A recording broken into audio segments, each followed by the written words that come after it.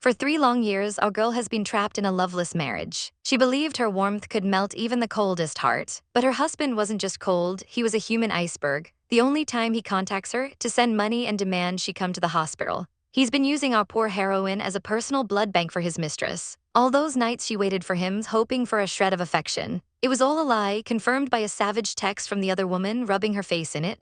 Her entire marriage has been a joke. But you can only push a girl so far. With an icy calm, she makes a decision that will change everything. She remembers a promise she made long ago. If he didn't love her in 3 years, she would leave. Well, time's up. Henceforth, the timid wife is gone. It's time to abuse the scumbag. She's going to serve a 5-star slap to that green tea mistress. And as for her trash ex-husband, she'll make it rain his own blood money right back in his face. Our girl is taking her life back. Years later, reporters are scrambling to interview the powerful President Sue. They ask why she ended her marriage. She just gives them a smirk that could kill. Because I had to go home to inherit billions and become the richest woman in the world.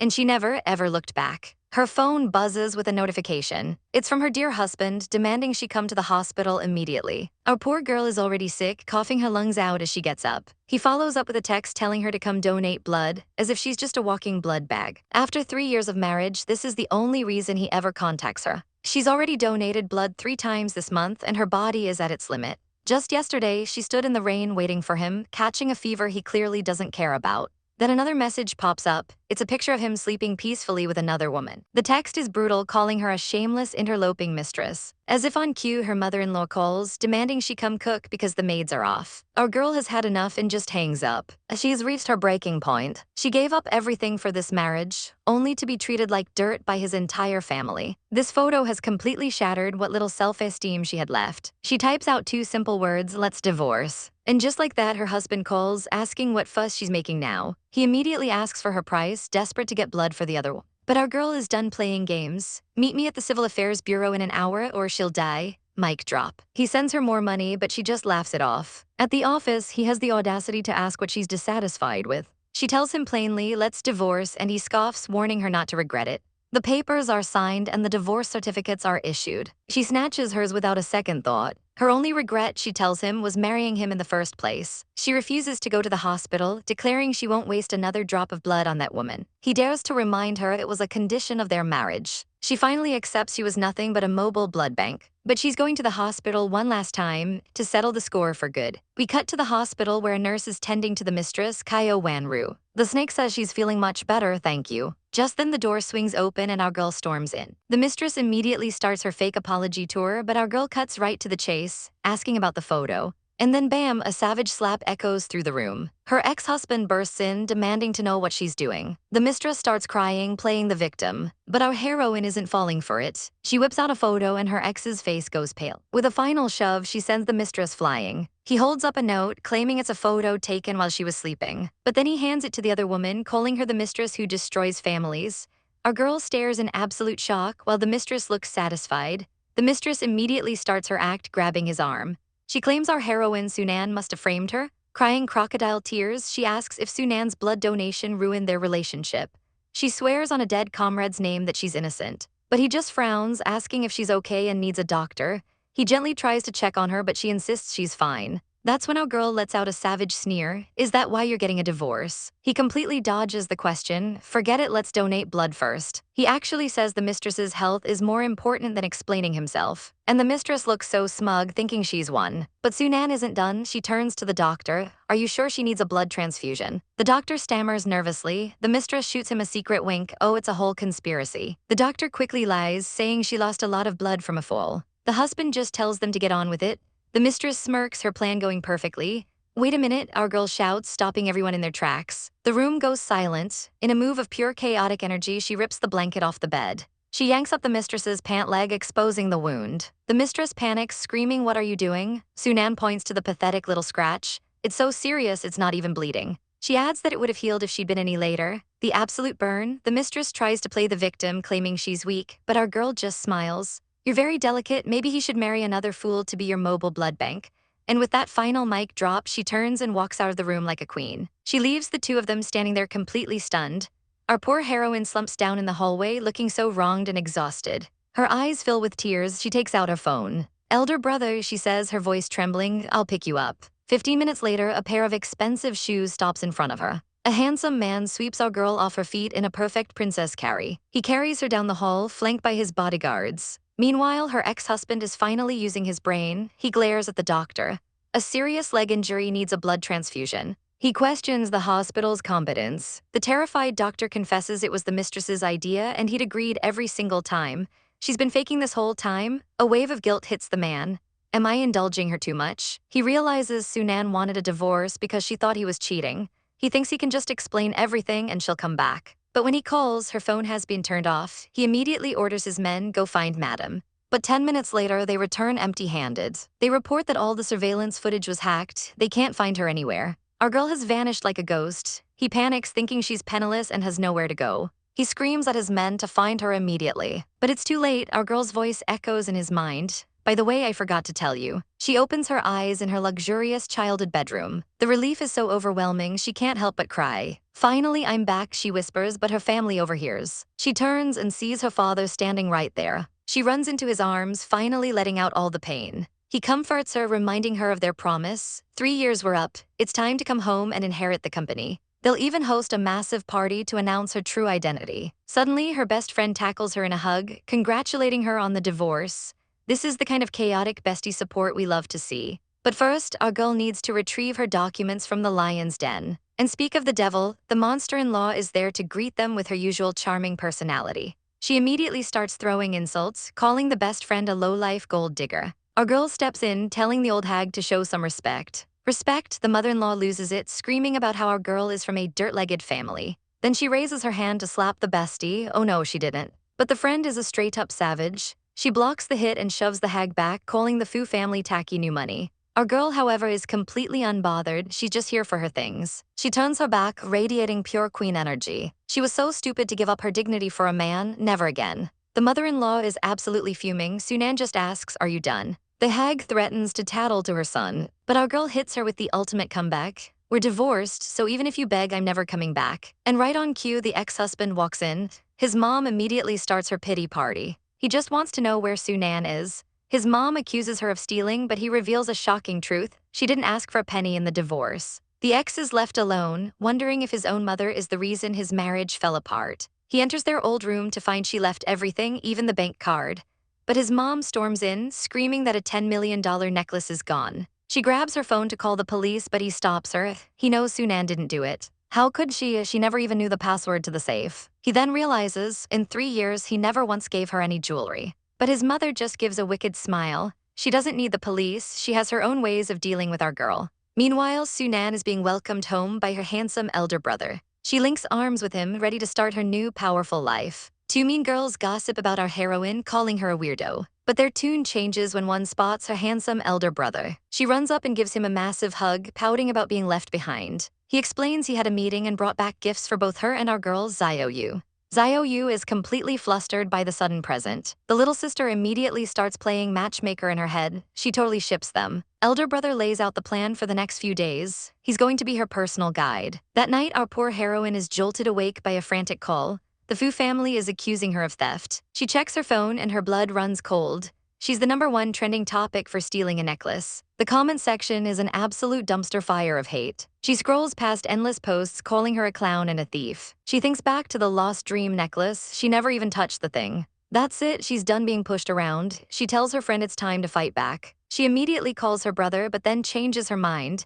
She's going to handle this herself. And just like that, a new post drops on social media, the ultimate clapback. A woman posts a full confession, revealing she stole the necklace and that the ex's sister has it now. The internet absolutely loses its mind. The reversal is chaotic and the comments are glorious. Our girl puts down her phone, finally realizing how blind she was to marry that man. Meanwhile, the ex-husband is fuming. He finds out his own mother posted the fake accusation. He orders it taken down, but it's too late. He's realizing Sunan is more powerful than he ever knew. His father calls, screaming about the family's reputation being ruined. His mother screeches in the background, promising to teach our girl a lesson. The audacity. But the ex-husband finally snaps. He defends Sunan, outing his own sister as the real thief. His father is completely speechless. He can't deny the truth. As his mother continues her tirade, he drops the coldest line ever, "We're divorced," and hangs up. He desperately asks his assistant to find Sunan, but she's completely vanished. He starts scrolling through her old social media, which was basically a shrine to him. Every post was about her love for him, cooking for him, waiting for him. He's drowning in a sea of regret. He was her whole world and he never even noticed. He tries to scroll further, but it's all gone. The account no longer exists. She erased 3 years of their life together like it was nothing. He clutches his phone in agony. He makes a solemn vow he will find her no matter what it takes. But our girl is thriving. She's at a gala with her brother who promises to protect her. She just smirks, leaning on his arm. I'm not the one who should be afraid. The cameras flash as President Fu arrives with a woman in red. She bitterly recalls how her husband, Yechuan, never visited her when she was sick. But now he's divorced, and she's been waiting for this chance. President Fu shakes hands with the guests, putting on a show. Suddenly, an announcement rings out. Sujin is here. The crowd goes wild.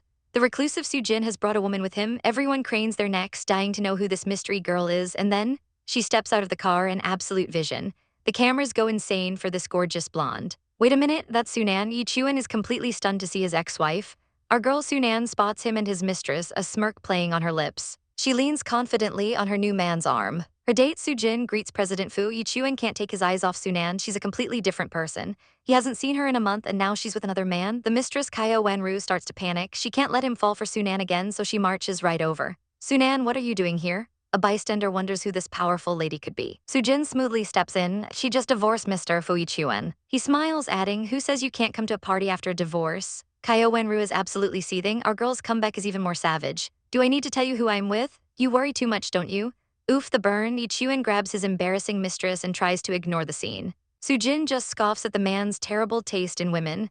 Kaya Wenru internally curses Sunan's name, but Yechuan can't help but look back at his ex-wife. He's furious. How dare she move on and find someone else? Later on the hotel rooftop, the two women face off again. Kaya Wenru accuses our girl of stalking her ex-husband. If I were you, I'd stay away, she warns, but Sunan just laughs. The whole world knows you're a mistress. Are you happy? The mistress claims feelings are more important than status. Then she mocks Sunan's rented clothes and jewelry. She gets closer, whispering, you asked for this. Then in a practice move, she turns and leaps, tearing Sunan's dress on the way down to frame her. A loud splash echoes from the rooftop pool. The men downstairs are startled. What was that sound? Someone screams that a person fell into the pool. But Sunan just watches calmly. This scene is awfully familiar. It's a flashback to her own wedding banquet 3 years ago. Kaya Wenru told her Yechuan only married her to be a human blood bag. If you don't believe me, look. And she jumped into the pool, playing the victim, screaming for Yechuan to save her. The mistress flails dramatically in the water. And on his wedding day, Yechuan ran right past his bride and dived in to save his mistress. Back in the present, Sunan's face is a mask of cold indifference. The flashback ends with him cradling the other woman, abandoning his wife. And just like 3 years ago, he jumped in without a single moment of hesitation. He screams the mistress's name, pulling her from the water. She coughs weakly. Don't blame Sunan, she didn't push me. The crocodile tears start flowing. I came to apologize, but she's still blaming me. Yechuan looks up from the pool, his eyes locking with Sunan's. And our girl just lets out a slow, wicked smile. She used this trick before, she says coolly. You still believe it? She pulls out a stack of cash. This is the reward for all the blood I gave you. Our poor heroine is forced to her knees, being told to get up. But Sunan is done being a doormat.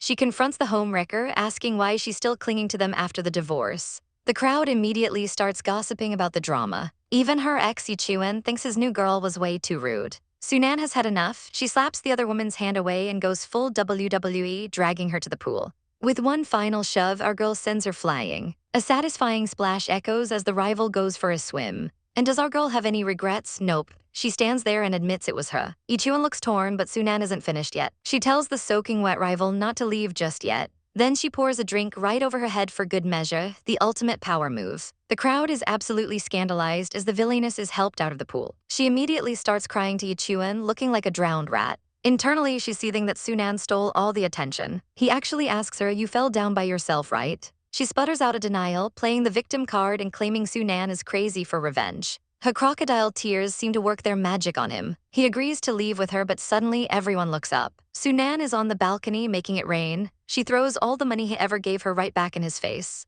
She screams that they don't owe each other anything now. The villainess tries to grab his arm, but he coldly brushes her off. He storms off and finds Sunan in a private room. But she's not alone. Another man is gently rubbing her injured ankle. Yechuan's face darkens. He tells her she can settle the score with him, but she must apologize to his little girlfriend. Our girl just scoffs, calling herself vicious by nature. He finally realizes she's not the pushover she used to be. Sunan looks at her new companion, promising she won't make the same mistake again. And it looks like the drama is far from over, as another drink is about to be poured. But he sits there in stony silence, his face an unreadable mask of cold fury. Unbeknownst to them, they're spotted by another car driving by. And that's when they see it, a massive billboard lighting up the night sky. It's playing the security footage from the pool party on a loop. The whole city can now see Kyo falling on purpose. The truth hits Yechuan like a freight train. He clenches his fist, realizing he made our girl apologize for nothing. It's ridiculous, he thinks, slamming on the brakes and shouting, "Pull over." He storms out of the car, leaving a stunned Kyo behind. She's panicking, but he's already decided her fate. He's sending her away. He orders the driver to take her back as she begs him not to, but her pleas fall on deaf ears. He's already walking away. He stands alone on the street, staring up at the billboard of our girl. His whole reality is shattered. If this was a lie, what else was? Just then, a flashy car pulls up beside him. It's his rich playboy friend, Lukai, who immediately starts gossiping. He asks about Sunan and some other guy, saying how close they looked. He even says it's lucky Yechuan divorced her before she could ruin his family. Yechuan has had enough of his friends yapping and tells him to shut up. Lukai, ever the smooth operator, just suggests they go for a drink instead, and Yechuan agrees, needing to drown his sorrows. A few days later, our girl is having a nice dinner with her father. He's giving her a new project to tackle to establish herself in the company. He warns her that it's a big deal and he won't be there to help. But her third brother will be back soon, which makes her light up with excitement. Suddenly, a shrill voice cuts through the elegant restaurant. Sunan. Oh no, it's the wicked ex-mother-in-law and sister-in-law. They're already causing a massive scene, demanding the manager throw Sunan out. The sister-in-law screeches that they're VIPs and our girl is ruining their meal. But the manager freezes when he sees who Sunan is with. President Su. The sister-in-law doesn't care and keeps demanding they be kicked out. Our girl finally speaks up, calling them shameless for twisting the truth. Her dad just sits back, sipping his wine, letting the drama unfold. That's when the manager drops a bomb. President Su is the major shareholder of this restaurant. The looks on their faces, absolutely priceless. Sunan just gives a little smirk and a chuckle, a total queen. She tries to be the bigger person, but the sister-in-law threatens to ruin her career. The girl has the audacity to demand Sunan pour her a drink and apologize. Sunan smiles sweetly, says all right, and picks up the wine bottle. She walks over, glass in hand, looking like she's about to obey, and then dumps the entire glass of red wine over the sister-in-law's head. Our girl leans in and reminds her, "I divorced into your family, not the other way around." She grabs her chin, warning her to never speak rudely again. The chaotic energy is immaculate. The mother-in-law loses it, but Sunan just stands there unbothered. She turns to her dad, declaring the air is too dirty to eat in. As they're escorted to a private VIP room, the whole restaurant is buzzing. The ex-family is left stewing in their public humiliation. The sister-in-law seethes, vowing this isn't over. Meanwhile, Yechuan can't stop thinking. He reflects on how much Sunan has changed, becoming so strong and unpredictable. The sister whines that it was all Sunan's fault. She points, screaming that our girl is the one who got her into trouble. But her brother grabs Sunan's arm, demanding an explanation. Our girl is completely unbothered. There's no explanation, I poured red wine on her. She yanks her arm away as the sister continues to shriek for revenge. He sighs and asks his sister the one question you should never ask a spoiled brat. What do you want? With a wicked grin, she demands our girl kneel and apologize. Sunan scoffs, you want me to kneel? She turns to her ex, asking if he agrees with this nonsense. She lays it down cold. She's done indulging their pathetic habits and being a doormat. A handsome stranger steps in, telling the sister that she should be apologizing. The sister tries to play the victim, but our girl just gives her a look. The old Sunan would have let this slide. Not today. She tells the brat to learn some respect, then tells her brother to check the tapes before walking away. She leaves them both completely stunned. Absolute queen behavior. The brother is spiraling, realizing how much she's changed. But his sister just keeps whining that Sunan is a bully. He finally snaps, that's enough. He reveals the jewelry was for Sunan in the first place. The sister accuses our girl of using his money to support another man. He's heard enough, he screams at her to shut up. They pull the surveillance tapes, and the truth is laid bare for him to see. He's in shock, he had no idea his family treated her this way. He turns to his sister, who just whines that she's mad Sunan found another guy. He orders her to apologize to Sunan, but she throws a fit, saying she'd rather die. She tries one last time, crying about the pretty boy, but her brother shuts her down. That man is Sujin, and they can't afford to offend him. The sister freezes, the mysterious and powerful bachelor Sujin. Defeated and furious, she pulls out her phone to call for backup. This girl is determined to cause trouble. Meanwhile, our girl is thriving. Her assistant warns her that the sister is hiring people to photograph her. Sunan just smiles, let her, it saves me publicity money, a true boss. Her handsome brother brings her coffee and she asks him to arrange her new job. It's all settled with a quick text and time to celebrate. They head out to a club called Hearsay Bar. Our girl tells her friend she's just popping to the washroom. Her friend agrees to wait for her, but the second she's alone, danger appears. A total creep slides up behind her, grabbing her shoulder. She tries to fight him off, but she suddenly feels weak and dizzy. Her drink was spiked. But just as he's dragging her away, a voice cuts through the noise. Let her go. Our girl knows it's a trap. That drink is definitely spiked. Her friend tries to warn her, saying he's a dangerous gangster. But our girl is a queen. She calmly tells him to let her go. The scumbag shoves her friend aside, ready for his prize. He gets handsy, but our girl has other plans. She suddenly grabs a wine bottle. And bam, she smashes it right over his head. He screams like a baby. She effortlessly twists his arm back. Turns out our girl has some serious skills. He's down for the count in seconds. Then she picks up the spiked drink with a savage look. He immediately starts begging for his life, but she's not having any of it. She forces him to drink his own poison. What a truly disappointing scumbag. She turns back to her friend, all smiles now, making sure she's okay. Her friend is safe and everyone is in awe, not a knight but a total queen. But of course, someone was secretly recording the whole thing. And guess who's behind it? He orders them to post the video online. Lu Kai smirks, ready to ruin her reputation. What a snake. He thinks our girl is ungrateful and needs to be taught a lesson. The audacity. The next day, her assistant bursts in. The video has gone viral. They've twisted the story, making her look like a violent monster. But our girl is completely unbothered. She's got bigger things to worry about. Her assistant, however, is panicking. She feels responsible since our girl was only defending her. Just then, the butler announces her car is ready. Turns out car means a new fleet of luxury vehicles. Her dad bought her a Maserati, a Porsche, and a Lambo. They can't believe it. Her friend insists on driving, honored to be our girl's chauffeur. They arrive at the company for a big announcement. Sunan is the new director. But of course, one of the old hags has a problem with it. She questions our girl's talent, calling her a spoiled ex-housewife. But her brother claps back instantly, telling her to resign if she doesn't like it. The woman is completely humiliated. She realizes she picked a fight with the wrong family. She immediately backpedals, apologizing profusely. Yeah, that's what I thought. As the meeting ends, the bitter director is fuming. And just like that, on her very first day, our girl has already made a new enemy. But Sunan is completely unbothered, already sipping her tea like a queen. Her friend shoves a phone in her face, showing the internet now worships Sunan as a goddess. She starts fuming on our girl's behalf, getting right in her face. She whispers the name of the snake who started the rumors. And it's none other than the ex-husband's trashy best friend, Lu Kai. Our girl isn't even surprised, she already knew. It's time to return the favor with interest. Luckily, her ride or die already has the perfect revenge plan cooked up. She sends over a juicy photo of Lu Kai cheating on his brand new wife. The post is drafted, calling him out with receipts, and our girl just smirks. With a few taps, the post is live and the chaos begins. The two besties sit back, ready for the drama to unfold. Meanwhile, at the Fu Group headquarters, Lu Kai bursts into the ex-husband's office. He's screaming that Sunan is destroying his life online. His own wife wants a divorce and he's begging for help. But Fu Yechuan is completely unfazed, just raising an eyebrow. He coldly asks, didn't you start this by bullying her first? He even thinks to himself, serves you right, absolute savage. Lu Kai whines that he did it for that other girl, Ying Ying. Fu Yechuan just scoffs, realizing his sister never learns. He tells Lu Kai this is his own damn fault and to deal with it himself. Lu Kai is absolutely fuming, but Fu Yechuan is already done with him. He refuses to bow down to Sunan, but his buddy just pats him on the shoulder and leaves for a meeting. Fu Yechuan knows our girl must have more evidence and he's not getting involved.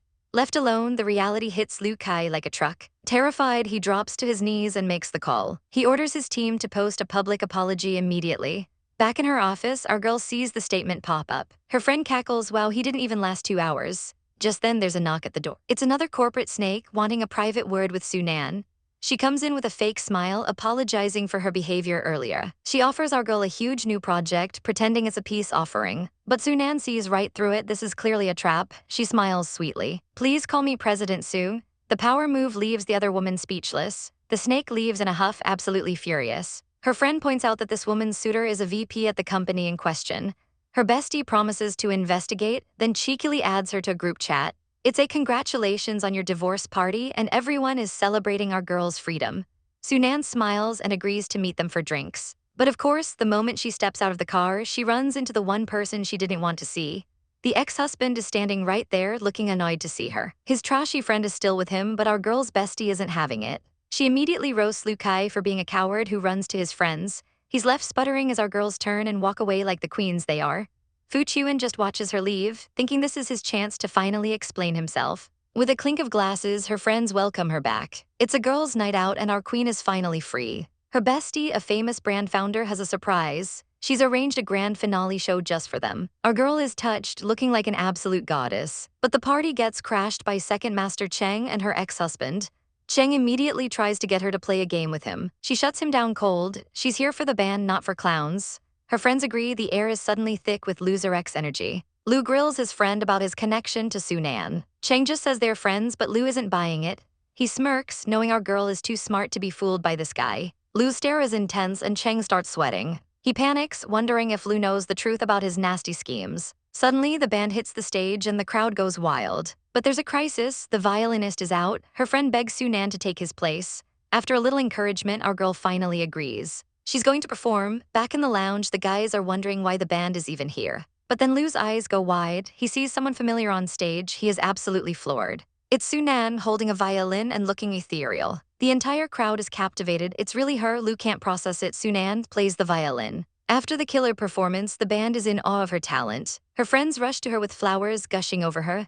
She smiles, feeling alive again. It's not too late to get her old life back. They decide to head back, but her ex and his little friend are blocking the way. They pop up like annoying weeds. Our girl is so over it. Cheng just can't believe he never knew about her hidden talent. He tries to get her to play dice, but she roasts him. The atmosphere turns ice cold, then Lu stares her down, his voice low. Our girl sips her drink, unbothered. He's captivated, she's shining in a way he's never seen before. He slams his hand down, challenging her to a game. The tension is so thick you could cut it with a knife. Our girl just smirks. Why not? There's nothing to be afraid of. Her friends panic, but one knows Sunan has a plan. She asks for the bet and he leaves it up to her. Cheng wildly offers to streak if Lu loses. But he has a nasty condition if Sunan loses. She must admit she's a gold digger and disappear forever. Her smile doesn't even falter. All right, I agree. The game is simple, a classic dice showdown. Our girl shakes the cups with a calm, practiced ease. She places her cup down with a confident smirk. It's his turn now. He thinks she's just putting on a brave face. Her moves look amateurish. His friend Lu Kai is certain President Fu will crush her. He's never lost. Just as he's about to reveal his dice, she stops him. He lifts the cup, a pretty standard roll for him. Lu Kai scoffs, relieved his friend didn't go easy on her. But President Fu just tells him to stop talking. Her friend is furious, telling Lu Kai to shut his mouth, but our girl just smiles. She reveals her dice, and the room goes completely silent. It's impossible, she won. She stands up, ready to make her grand exit. She's just gonna say goodbye and head home, but Fu feels a little thankful. Lu Kai is having a full-blown meltdown. Our girl reminds him about their bet. Her friend backs her up, calling him a sore loser. He accuses them of cheating. But President Fu is ice cold. He says if you make a bet, you accept the loss. Then he ditches his friend, saying he has something else to do. Absolute chaos. Lu Kai can't believe the betrayal. The girls look absolutely predatory. He is completely and utterly terrified. He begs them to spare him, but they just scream no. Our girl gets a text from her driver and heads for the door. But look who's waiting for her outside. President Fu stops her, wanting a word. He looks like he has something serious to say. He tries to apologize for his sister, but our girl says she doesn't care anymore.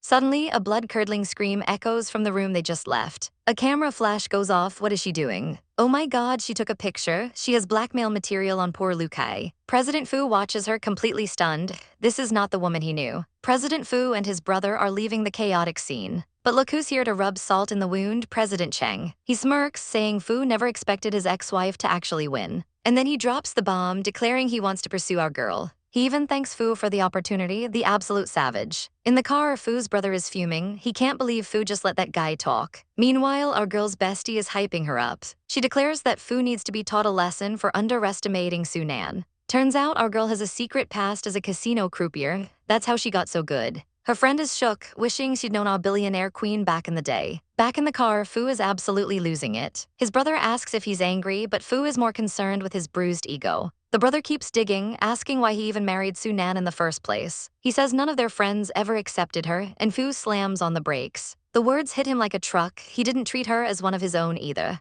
He kicks his clueless brother out of the car. Fu speeds off, but he's not going to his company. The next day at Su Group, our girl is in full boss mode. But she walks into her office to find her snake of a vice president sitting in her chair. Sunan is not having it. Why are you in my seat? She tells the woman to sit on the couch instead. Then she delivers this killer line, I'm a clean freak. Ouch. The VP is seething, muttering about how arrogant our girl is. She tries to save face by setting up a business dinner for Sunan. Our girl knows it's a trap, but plays along with a smirk. The second the VP leaves, Sunan tells her assistant to raise the commission on the deal. Suddenly, the door bursts open, revealing her friend holding a massive bouquet of roses. She announces that someone is trying to woo our girl, and Sunan is floored. A massive bouquet is delivered, but our girl is not impressed. Her assistant reveals the intel she gathered on the Feng Heng group. It turns out they're a shell company deep in debt, and this whole deal is a trap. Our girl just smirks. Oh, this is going to be fun. She knows her rival dug a hole for her and she plans to jump right in. But first, a quick celebration with her bestie who just landed her dream job. Later that night, our heroine arrives for the business dinner. Her snake of a co-worker, Lynn, tells her it's a private affairs. Red flag number 1. Lynn swings the door open with way too much enthusiasm. She practically throws herself at the client, a greasy-looking man named Director Zhang. He immediately gets handsy and our girl's face screams you. After some slimy compliments, they finally sit down. This is clearly not a normal meeting. Lynn immediately pushes to get the contract signed, trying to rush things. But our girl just smiles and tells the director to take a good look first. He flips it open and his face just drops. The commission is 30% higher than they agreed on. He demands to know who changed it. Our girl coldly replies, "Me, I'm in charge." She shuts him down, saying there's nothing left to discuss. Lynn's face starts twitching with rage. She can't believe our girl would change the deal. Sunan puts her in her place, reminding her she's the vice president. Whose side are you on? Lynn tries to argue that nothing is final until the contract is signed. So our girl goes for the kill, asking if the two of them have a little private agreement. She then pulls out a completely new contract with an even better deal for her company. The extra 10% commission, that's all his. Director Zhang is listening now. Lynn completely loses it, insulting our girl's clothes and telling her she needs more backers. Our heroine just raises a perfect, unbothered eyebrow. Lynn keeps digging her own grave, trying to tempt Sunan with Director Zhang's protection. She even offers up a second-hand Audi as a prize. Wow, so generous. Finally, Lynn excuses herself to the washroom, but we see her real plan. She drugged the wine. She meets up with a waiter and a manager who recognizes our girl as President Fu's ex-wife.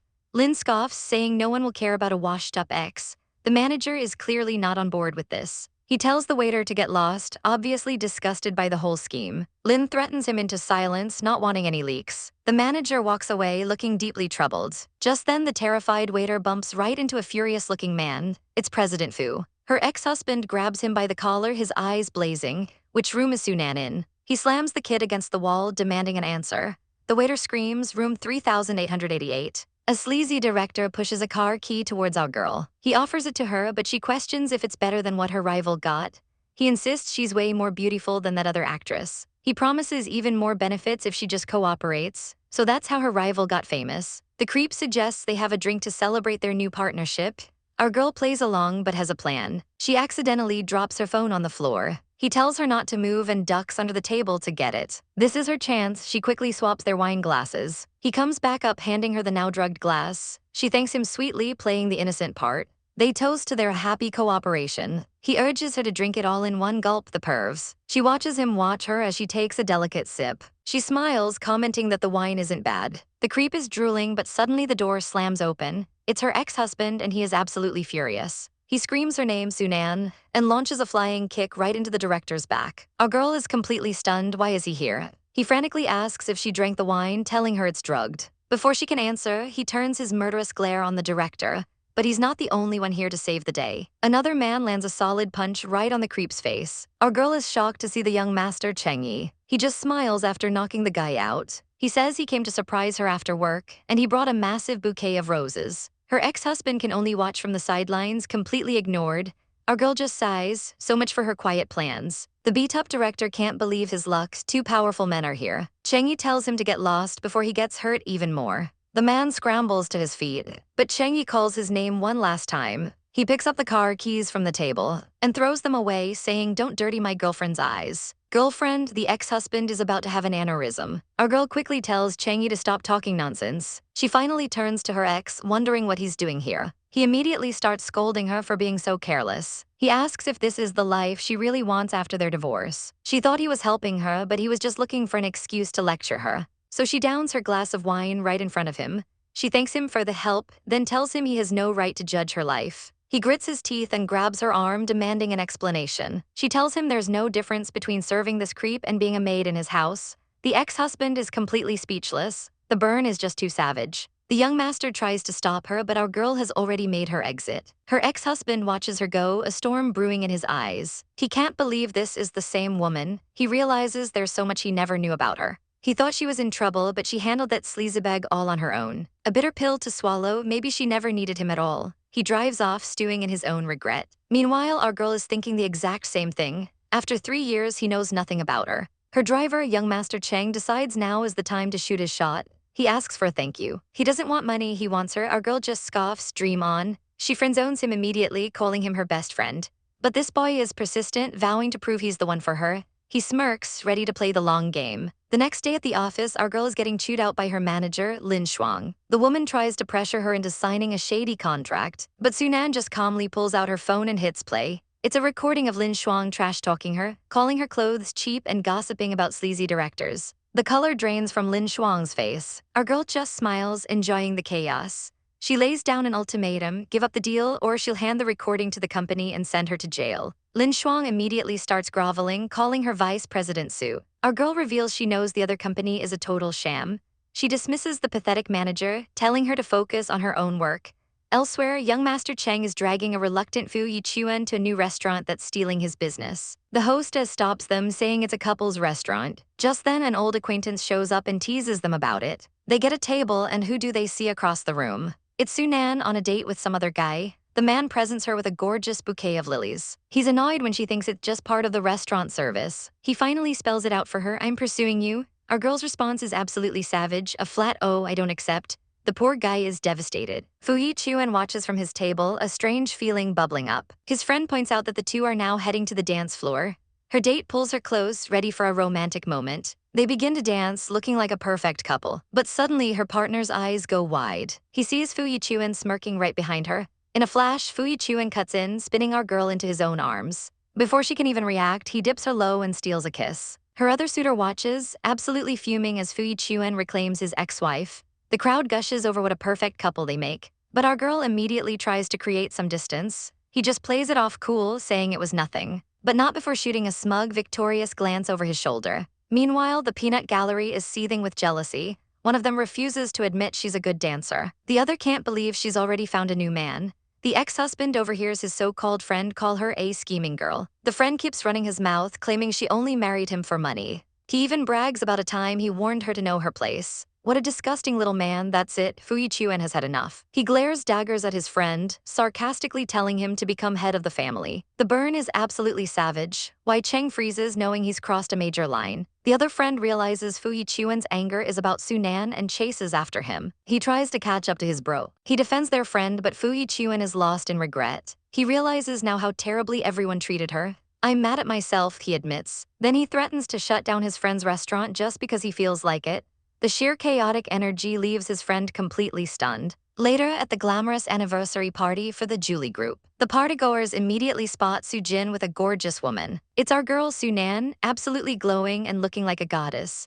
They recognize her as the ex-wife and mock Fu Yechuan for his loss. Then she's introduced as the vice president of her company. Suddenly, everyone is fawning over her talent and beauty. Su Jin leads her upstairs to meet the president of the Julie group. But of course, the ex-husband's venomous sister spots her. Her friend points out Sunan's custom designer dress and mentions that her own brother couldn't take his eyes off Sunan.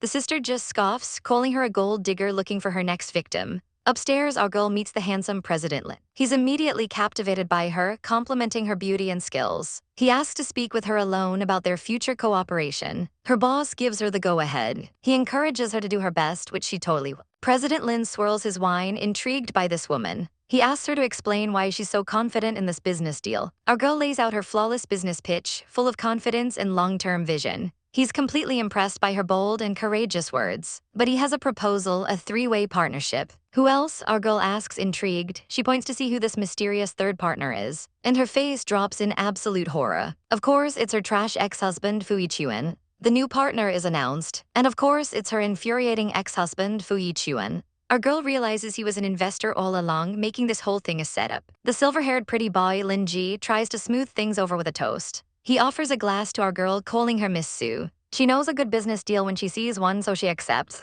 The clinking of glasses is followed by the most awkward silence in history. To make things worse, Lin Ji suggests they share the first dance to announce the partnership. Our girl immediately shuts that down with a swift, "Sorry, I can't dance." But her ex isn't buying it. He literally saw her dance with another man recently. A flash of guilt hits him as he asks if she's feeling unwell. She escapes to her brother, who explains the business side of the partnership. He reassures her that sharing the risks is a good thing for her company. Across the rooms, her ex and Lin Ji are watching her with her brother. Lin Ji even speculates they have an ulterior relationship. earning a death glare from Fu Yechuan. This silver-haired menace just smirks, promising to help. Suddenly, an announcer takes the stage, kicking off the celebration. And what's the first order of business? Inviting the new partners to the floor for a dance. The crowd erupts, chanting for them to dance. Our poor heroine is trapped as her ex says her name. He formally asks her to dance, putting her completely on the spot. She knows she can't refuse without hurting the new deal. Her brother watches helplessly as she takes her ex's hand. He leads her to the center of the floor. He thinks back on their 3-year marriage. No wedding, no affection, and this is the first time they've ever held hands. He pulls her into a stiff, unfamiliar embrace. Our girl is completely startled. 3 years of marriage with nothing, and now they're dancing after a divorce. As the music starts, they begin to move together. He looks down at her, a knowing glint in his eye. "Can't dance, huh?" he whispers. She coolly replies, "It varies from person to person."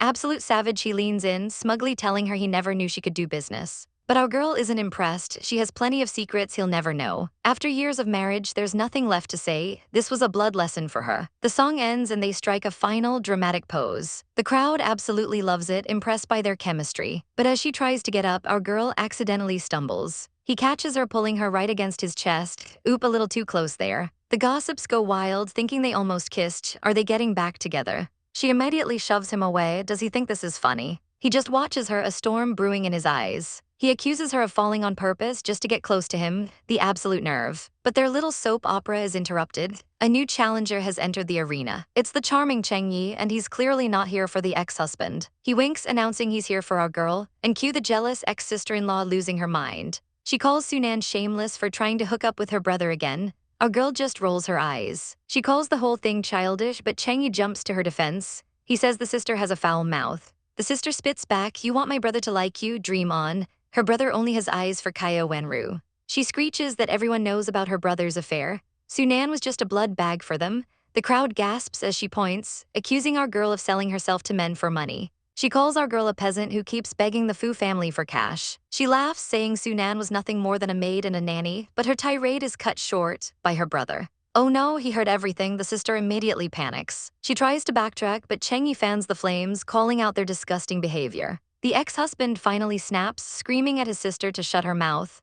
He glares at her, demanding to know if everything she said is true. Our girl, an absolute queen, just gives a little chuckle. She looks him dead in the eye and confirms it. Yes, it's all true. The crowd erupts. He clenches his fist, realizing he'd been deceiving himself this whole time. He wasn't good to her at all. But our girl isn't finished, so what if it's true, she asks. She lays down her ultimatum, make his sister and mother kneel and apologize, or get rid of her. She smiles, leaving the choice to him, kneel for forgiveness or declare all-out war. He just stares, completely and utterly speechless. The party guests are in a frenzy over the drama, but the ex's sister, Fu Ying, is absolutely livid. She screeches that Sunan is dreaming if she thinks they'll apologize. Her brother immediately shuts her down. She can't believe he's defending an outsider over his own family. He can only offer her money, but he knows she doesn't need it. He starts to say her name, but our girl cuts him right off. "Don't look so guilty if you can't do anything," she says, her voice like ice. She tells him apologies are worthless, and it's the Fu family who will be embarrassed by this whole scandal. Ying accuses her of trying to seduce her brother. Our girl just raises a perfect eyebrow. "Oh, do you really think I'm trying to seduce him on purpose?" She drops the ultimate bombshell. "I was blind to marry him, but I won't be blind again." She stands there, a queen addressing her court, and then she delivers the final savage blow. "Even if I seduced every man in the world, I would never go back to him." With her ex-husband absolutely stunned, she turns and walks away. Some other rich guy is loving the show. He smirks, clearly enjoying Fu Yechuan's humiliation. He tells everyone the drama is over and to keep partying, but a handsome stranger calls out to our girl. He proposes a toast, admiring her for being so straightforward. She gracefully accepts the drink. She takes a long, pensive sip from her glass, and another, and finishes the whole thing. She suddenly feels a little faint. The same man rushes to her side, offering a glass of water. She thanks him, admitting she might have had a little too much. He sweetly asks if her ex was bullying her tonight. He makes a cute little fist, promising to protect her, but their moment is interrupted by another guy wanting a toast. Her new friend gallantly drinks it for her. What a gentleman. Sunan thanks him and excuses herself to the washroom. He watches her go with a kind smile, but of course, peace is not an option. She overhears Fu Ying and her crony talking trash in the washroom. They're calling her a shameless woman who steps on men to get ahead. They have no idea she's right behind them. They jump out of their skin when they turn around, busted. "It's bad luck everywhere I go," Sunan says with a smirk. Ying looks like she's about to pop a blood vessel. She launches into a vile tirade, calling our girl a lowlife with the smell of poverty. Sunan claps back, telling her she should be grateful she's not making a scene. Ying loses it, screaming about her status as the young miss of the Fu family. She proudly admits she just wanted to make Sunan suffer. Our girl just calls out her ridiculous superiority complex. Ying brings up the painful past, how Sunan was a mobile blood bank. She calls her shameless, and that's the last straw. Sunan's eyes go cold. I advise you to keep your mouth shut. But Ying just scoffs, daring her to do something. Come at me, you poor girl. Oh, she came at her. Sunan splashes her drink right in the brat's face. Ying screams, more upset about her designer dress than anything. Do you think I'll tolerate you like I did before? Sunan asks, her voice deadly calm. The sister shrieks and raises her hand for a slap, but our girl is way too fast for that. She catches that wrist midair. She twists Ying's arm, making her cry out in pain. Sunan leans in close, a terrifyingly sweet smile on her face. Your mouth is so dirty, she whispers. Let me wash it for you. Her friend screams in horror as our girl shoves the brat's head right into the running water of the sink. Absolute chaos, and just like that, our girl gets dunked into the water. Her so-called friends just watch, one even trying to hide a nasty little cough laugh. But a queen has already arrived to survey the scene. Miss Fu, she says with a savage little smile, I warned you not to mess with me. The little minion is shaking in her boots. Sunan isn't the doormat she used to be. And with a flip of her hair, our girl leaves the drama behind. But of course, the trash has to be waiting for her in the hallway. Her useless ex-husband stands there looking all broody. He calls her name, but she completely ignores him. She pauses just to let him know she's enjoying his suffering. She tells him he's too late. The person he's looking for is unavailable permanently. He has the audacity to ask why she divorced him. She tells him it's too late for answers. Just take care of his new girl and stay away. They're on separate paths now. She waves him off, not even wanting to mention the other woman's name. Let's just pretend we don't know each other. Absolute ice queen, she walks away, leaving him to stare at what he lost. Suddenly, a new man appears, draping his jacket over her shoulders. He sweetly asks if she's tired and wants to go home. A little puppy dog asks to join, but her new man is having none of it. He shuts the kid down cold, leaving him to sob alone. The next day, the internet is already buzzing. A scandalous rumor is spreading that the wealthy couple is getting back together. Our girl scrolls through it at her CEO desk, completely unbothered. Her friends are blowing up her group chat about the news disappearing so fast. Apparently, her new man dropped a cool million to protect her reputation. Our girl just smiles, enjoying the chaos from her throne. Just then, she gets a message. It's her friend, the famous artist Zio Ran. He needs a date for a charity dinner. She agrees immediately, ready for another night out. And just like that, they're at a fancy charity auction. The tables are filled with the city's elite. Zio Ran explains the event, trying to get her some good exposure. But Sunan isn't listening. Her eyes have locked onto something. Or someone. Ugh, speak of the devils, it's her ex-mother-in-law and the homewrecker. Why are they everywhere I go? She groans. The auctioneer announces the next item, a precious emerald pipe. Donated by none other than the Fu family, the starting bid is 3 million. Sunan's eyes go wide, she knows that pipe. It's a priceless Fu family heirloom. She was once punished for just touching it. The ex-mother-in-law immediately bids 3 million. Sunan sees right through their little scheme. They're just buying it back for publicity. A wicked little smirk spreads across her face.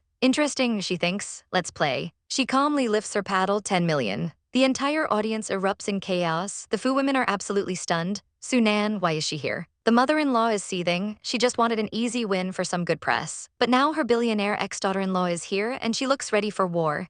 She's convinced Sunan is here just to humiliate them. Through gritted teeth, she bids 11 million. Without even blinking, Sunan raises her back, 12 million. The old woman looks like she's about to explode. What on earth is Sunan planning? The bidding is getting intense, and Madame Fu is sweating bullets. Her limit is 10 million. But our girl is just getting started, calmly raising the bid to 30 million. Madame Fu is absolutely losing her mind. 30 million going once, twice sold. To the beautiful blonde, the other two look like they're about to pop a blood vessel. Our girl heads to the back to claim her prize. A staff member hands over the pipe she won. She inspects it and confirms it's the real deal. But just as they're wrapping it up, the hags from the auction show up.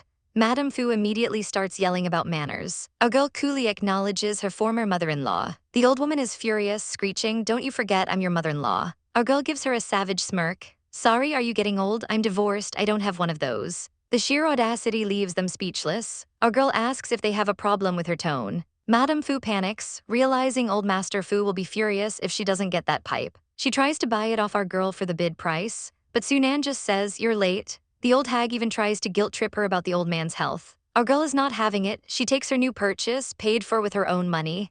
Madame Fu threatens her, saying her ex-husband is on his way. Sunan just smirks. "As long as I'm happy, I can afford it." She's about to sign the final paperwork when a voice yells, "Stop." Oh great, look who it is. It's her trash ex-husband, Yechuan. The peanut gallery is shocked. The little sister immediately runs to him, crying about how Sunan stole Grandpa's pipe. She clings to his arm like a damsel in distress. He glares daggers at our girl. He dares to accuse her of stealing his grandpa's things. Sunan is over this family reunion. She tries to leave, but they block her path. She claps back hard. "It's mine now, are you going to rob me?" She even reminds Madame Fu to worry about getting kicked out herself. The raw, unfiltered savagery is beautiful. She asks why she can't do better than them, leaving her ex-husband stunned into silence. His mother just clings to him, looking absolutely pathetic. He tries a different tactic, asking how much she wants for it. Our girl just scoffs, "Do I look like I'm short of money?" She gives him one last chilling smile. "I'm telling you, this is just the beginning." Our girl's assistant informs her that President Fu wants to have dinner, but she's already getting flowers from another suitor, young Master Cheng.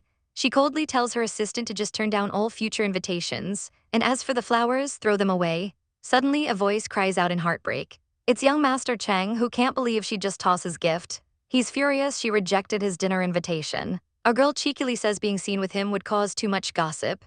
He doesn't care, insisting she's in the wrong and has to buy him dinner. Surprisingly, she agrees and they head out, but as they're about to leave the building, a figure stops them in their tracks. It's her ex-husband, and the tension is so thick you could cut it with a knife. Just to make things more chaotic, the ex's bratty brother shows up. He immediately accuses her of being busy with a new man every day.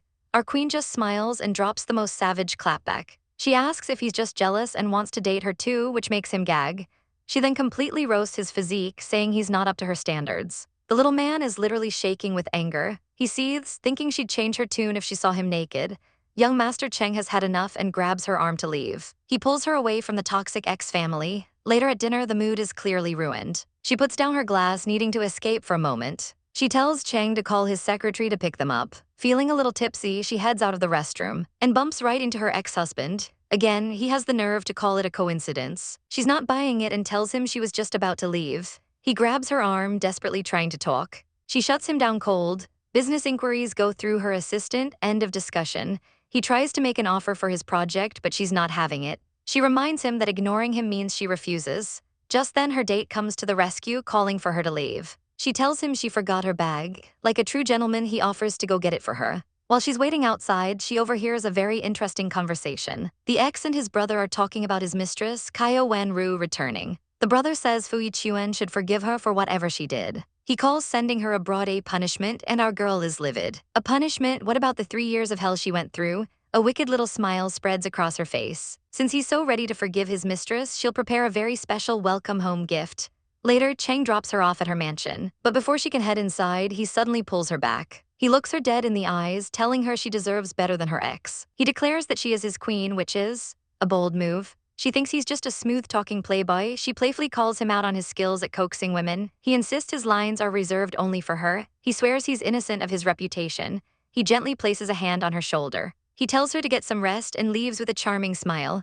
Our heroine watches him go, lost in thought. She lets out a heavy sigh, the night's drama finally catching up to her. She enters her massive, empty home, but a determined smirk is already forming on her lips. She immediately whips out her phone, ready for her next move. She posts a picture of a fancy jade pipe, announcing new arrivals. The next day, she's back at the Su Group building, ready for business. She strides confidently into an office, but she's immediately blocked by 2 very large bodyguards. An old man barks at her, demanding to know why she didn't knock. Chairman Fu barges in, scolding her for having no manners. But our girl just smirks, asking if he's here to show off his power. She savagely tells him to sit down, reminding him this is her office. The old man is stunned she's the new vice president, accusing her of finding a new backer. With a chaotic glint in her eye, she asks if he wants her to kneel like she used to. In her territory, there are no elders, only subordinates. The ex-mother-in-law shrieks, telling her not to piss off Grandpa. Sunan just scoffs, he's your grandfather, not mine. The woman is left absolutely speechless. Chairman Fu finally gets to the point, demanding his precious emerald pipe back. But our girl flashes a peace sign and declares she is absolutely not going to sell it. The old man is furious, accusing her of sabotaging them on purpose. She confirms it, stating she's not the weakest person in the world anymore. He threatens to tell her new boss that his son is dating a divorced woman. Our girl just shrugs, as you wish. He immediately pulls out his phone to tattle like a child. He smirks, thinking he's about to ruin her life. He gets her father, Chairman Su, on the line. Our girl just listens, amused by his pathetic attempt. He complains that Su Jin is seeing a divorced woman, but her dad's response is legendary. It's just a woman, what's the big deal?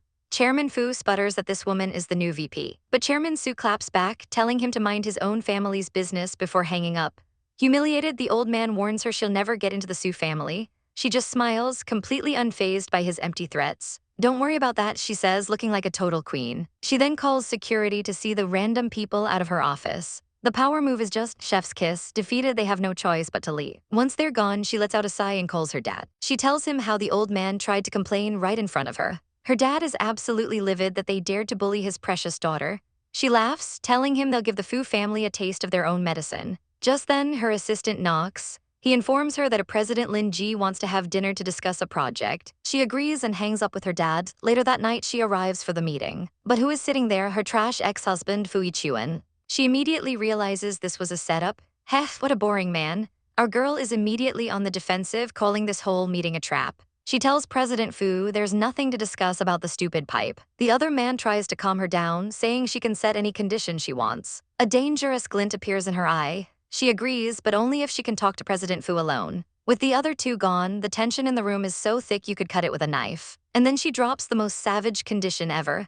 Make his precious Kaio Wenru pay back every drop of blood she donated within 1 year. President Fu is completely floored. He can't believe what he's hearing. Our girl just smirks. You got your money back, I want my blood back, fair is fair. He desperately asks if this means he gets the pipe. She just waves him off with a cool "we'll talk later, queen." Meanwhile, his mistress Kaio Wenru arrives at the airport, all smiles. She happily greets her man, Yechuan, completely oblivious to the storm coming her way. In the car, he breaks the news. Sunan wants her blood back, all of it, in a year. The fake tears start immediately. Are you still mad at me? She sobs. She lays the guilt trip on thick, trying to manipulate him. And of course, he falls for it, suggesting he'll try to negotiate a 3-year deadline instead. But behind her tearful facade, Kaio Wenru is seething. I have to kill her, she thinks. Back at the Su group, President Fu has the audacity to show up at our girl's office. She's not having it, calling him an idle man with nothing better to do. He pleads his case, asking her to give his precious mistress 3 years to pay back the blood. Our girl stares him down, her expression unreadable. Sure, she says with a chilling smile, telling him to open a drawer.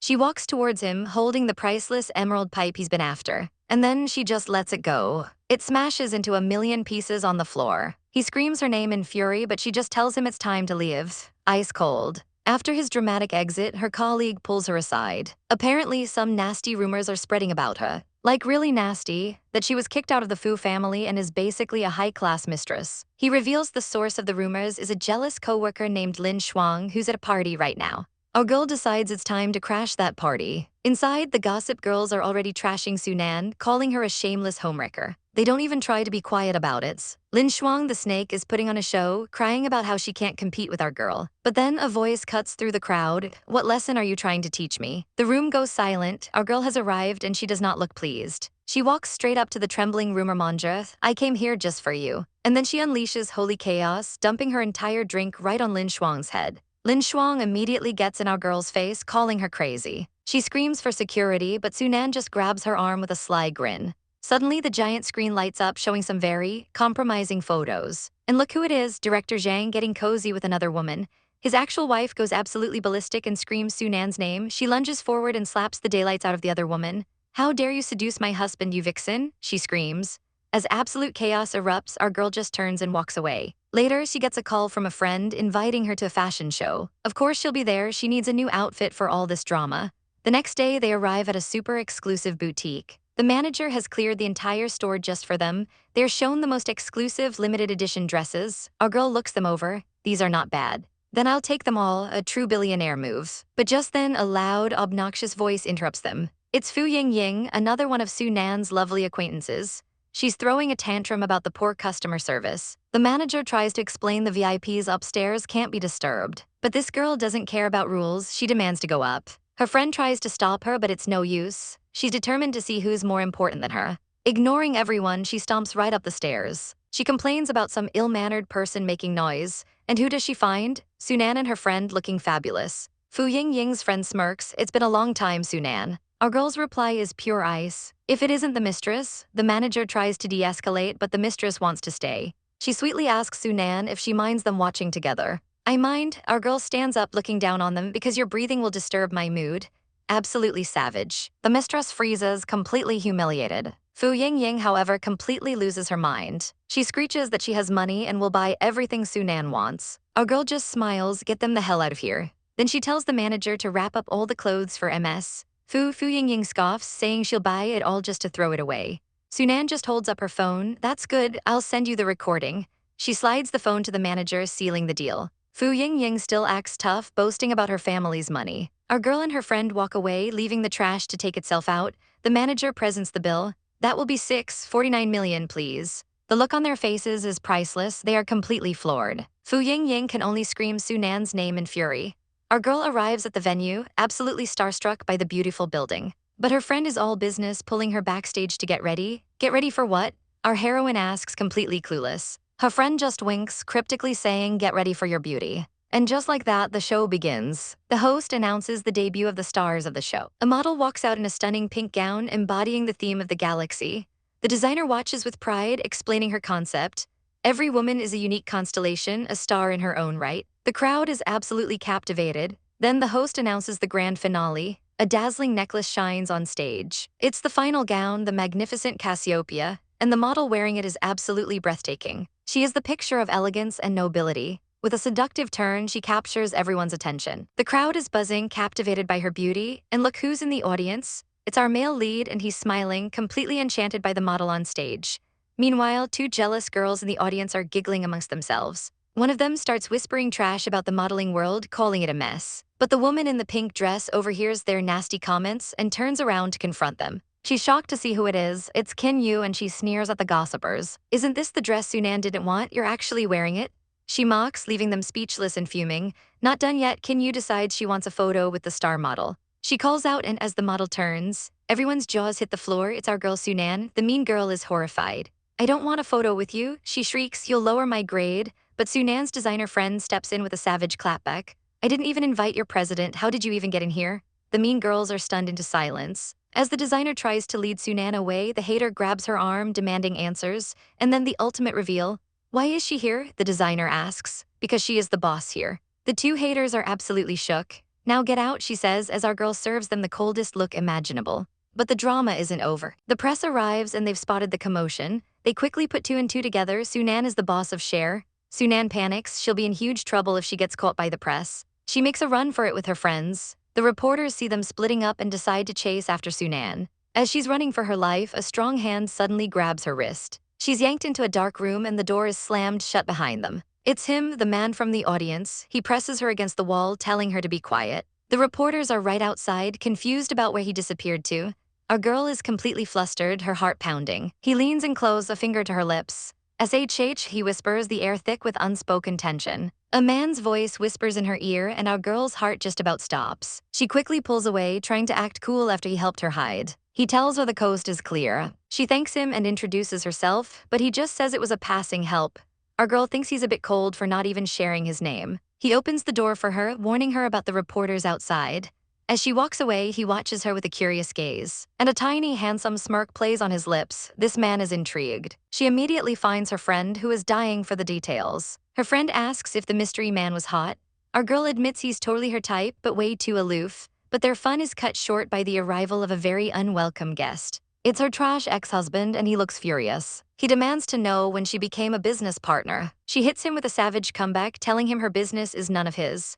Suddenly, a piercing scream echoes through the hall. The ex's new girl collapses, conveniently bleeding from the head. Her lackey immediately starts a scene, trying to blame our girl. She tries to leave, but the girl screams for her to stop. She shouts that her friend needs a blood transfusion, and everyone knows who the mobile blood bank is.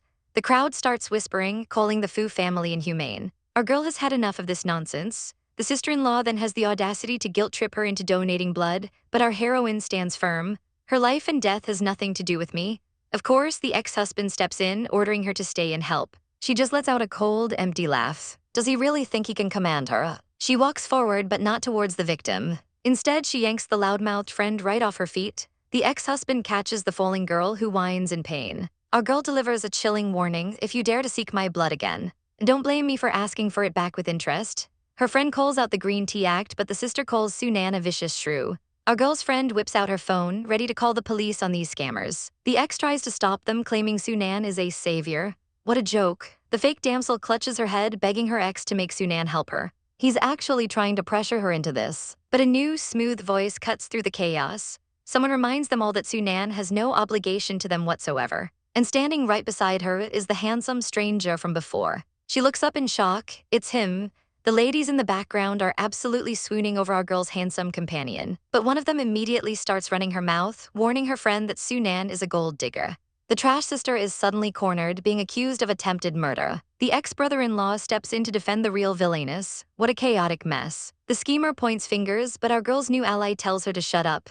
He then turns to Sunan, offering to protect her. She agrees, but her inner monologue is pure savage. I'll just play along for now. As he leads her away, she can't help but get goosebumps from his cringy act. A cute chibi version of her is totally grossed out by the whole display. The terrible trio is left fuming in their dust. You absolutely love to see it. He quickly lets go, apologizing for being so forward. Our girl thanks him for the save. He introduces himself as Shang Kaiyan, but the name only rings a faint bell for her. Like a true gentleman, he offers to drive her home. Of course she accepts. But his inner thought reveals a secret past. She doesn't remember me. The plot thickens. Back at the mansion, our poor heroine is exhausted when her phone suddenly buzzes. Her manager is in full-blown panic mode. The internet is apparently in an uproar about her. She scrolls through the comments, and it's a total smear campaign questioning her success. This chaos is even tanking the company's stock price, and now her brother is calling. Her big bro tells her to stay calm. He reveals old man Fu is behind this petty revenge. But he has a master plan. Their dad is going to reveal her true identity to the world. She hangs up, trusting her brother to handle the drama. Meanwhile, at the Fu residence, the old man is demanding news on Sunan. His son reports the stock is stable, but the old man isn't satisfied. He orders him to call her. The assistant immediately complies. This can't be good. But our girl is unbothered, trying to snag a limited edition perfume from a live stream. Just as she's about to click buy, old Master Fu calls. The timing is chaotic and she misses it. Annoyed, she messages the streamer to buy everything. The streamer mocks her, asking if she can afford the 800 million in sales. The streamer then whines on her live broadcast about a broke customer harassing her. The absolute nerve. The live streamer scoffs at the customer who left, calling her poor. She condescendingly lectures her viewers about working hard, but her phone buzzes and it's her boss. He's screaming that the rich baby just bought the entire company. Our girl is the new boss. The streamer spits her drink out, completely stunned. And who is this mysterious new owner? It's our queen, Sunan, looking absolutely fabulous. She casually re-enters the live stream chat. The streamer's attitude changes in a heartbeat and she starts groveling. But Sunan is here for revenge, typing, "I'm rich and I'm going to punish her." She doesn't waste a single second. Just 2 brutal words, "You're fired." The streamer's world completely collapses on live TV. The chat absolutely explodes with laughter. Sunan thinks this is a perfect way to end the night. She happily rolls around in bed, celebrating her victory. But her phone buzzes and it's old Master Fu. She answers, her voice dripping with impatience. She even tells the old man to stand up straight. He roars, furious that she hung up on him before. Her comeback is legendary. "I can hang up whenever I want." The old man is about to have a stroke. He tries to bribe her with money and a pity job at his company. He thinks she needs his charity just to eat.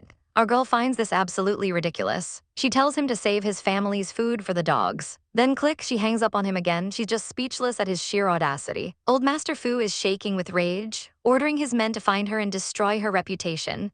Unbothered, Sunan goes to visit her brother with gifts. She rings the bell, excited to see him. She bursts in with a happy surprise. But her smile instantly vanishes, because standing right there is her worthless ex-husband. It's Fu Yechuan and he looks just as shocked to see her. He offers to help with her bags, but she's frozen. Her brother introduces his friend, Shang Kaiyan, claiming they knew each other as kids. She doesn't remember him at all. He smoothly says it's enough that he remembers her. Her brother then drops a bomb. Their grandpas used to joke about betrothing them. Betrothing, a forgotten memory, suddenly rushes back. It's him, the little boy from all those years ago.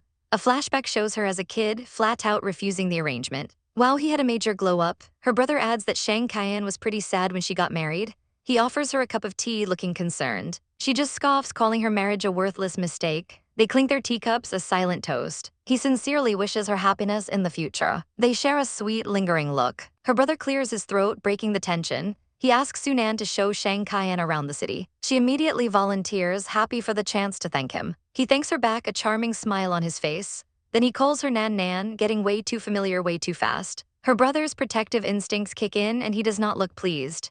Just as our girl is about to leave, she stopped dead in her tracks. Her trash ex-husband is standing right there asking why she's here. He claims he came to see her. Then he has the absolute audacity to demand she apologize to his grandpa. Our girl is not having it. "Do you think I'm a fool?" she asks, pure ice in her veins. She completely goes off on him. "Your family slandered me and now you're pretending to be my savior? How disgusting."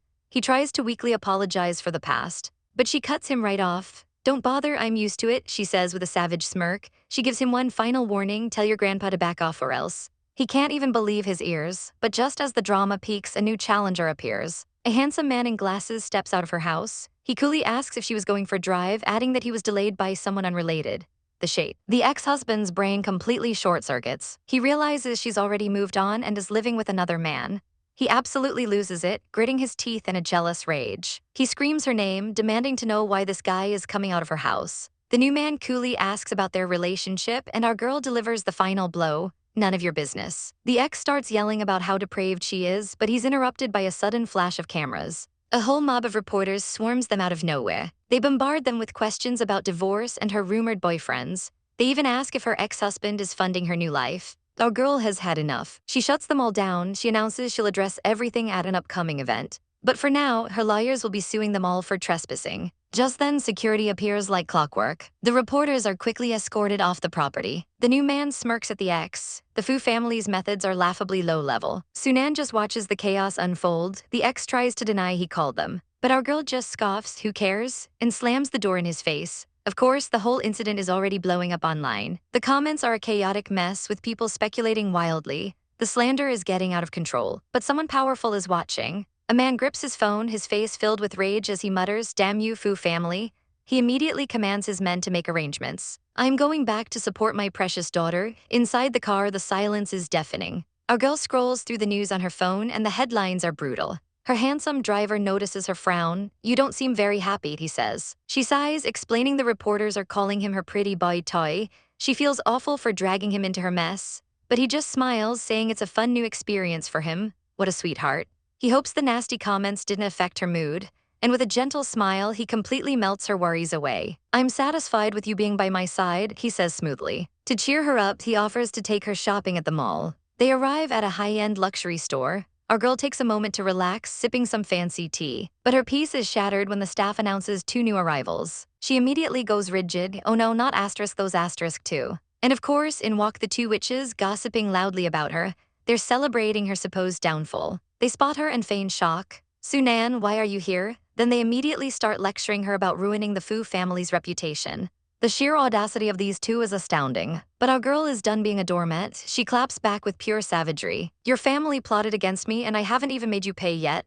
The mean girl is stunned into silence. Her friend tries to defend her, but Sunan just calls them barking dogs. "Keep your mouth clean," the witch screeches. The tension is so thick you could cut it with a designer handbag. Just then, her handsome companion returns. "Why is it so noisy?" The mean girl's jaw drops. She can't believe a man this hot is with Sunan. A wicked idea forms in her mind. She's going to snatch him away. Our girl scoffs. The clothes are okay, but some stinky things are polluting the environment.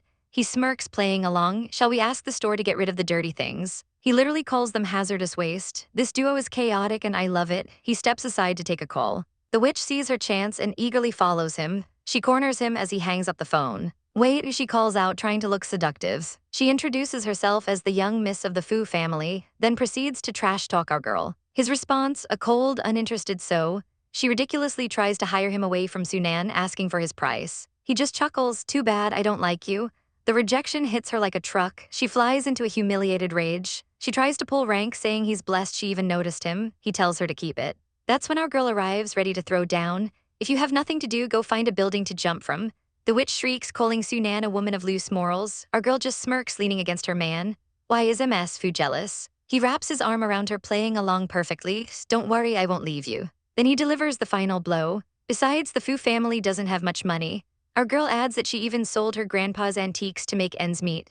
A savage combo. The witch is left absolutely fuming as our power couple just laughs in her face. Our girl apologizes for the family drama she just endured. But her date just asks if the Fu family is always this chaotic. He sighs, wondering where they get all their energy. He offers to handle the bad press. But our girl has her own savage plans. She says they'll only be around for a little while. They arrive for dinner and she's stunned. He ordered all of her favorite dishes. She jokes that he's so sweet, he has the potential to be a gigolo. And this man just smiles, saying he's fine with that as long as she's happy. I'm swooning. They clink glasses, enjoying the perfect date. But of course, the peace is shattered when someone spots them. It's her ex-husband, Fu Yechuan, and he does not look pleased. He glares as they share a moment. The jealousy is practically radiating off him as he grinds his teeth. His friend starts running his mouth, saying she's with a pretty boy now. And that's the last straw. The ex storms over to their table. He actually accuses her of doing all this just to get him to remarry her. Our girl literally chokes. The absolute nerve. She tells him he really loves to flatter himself.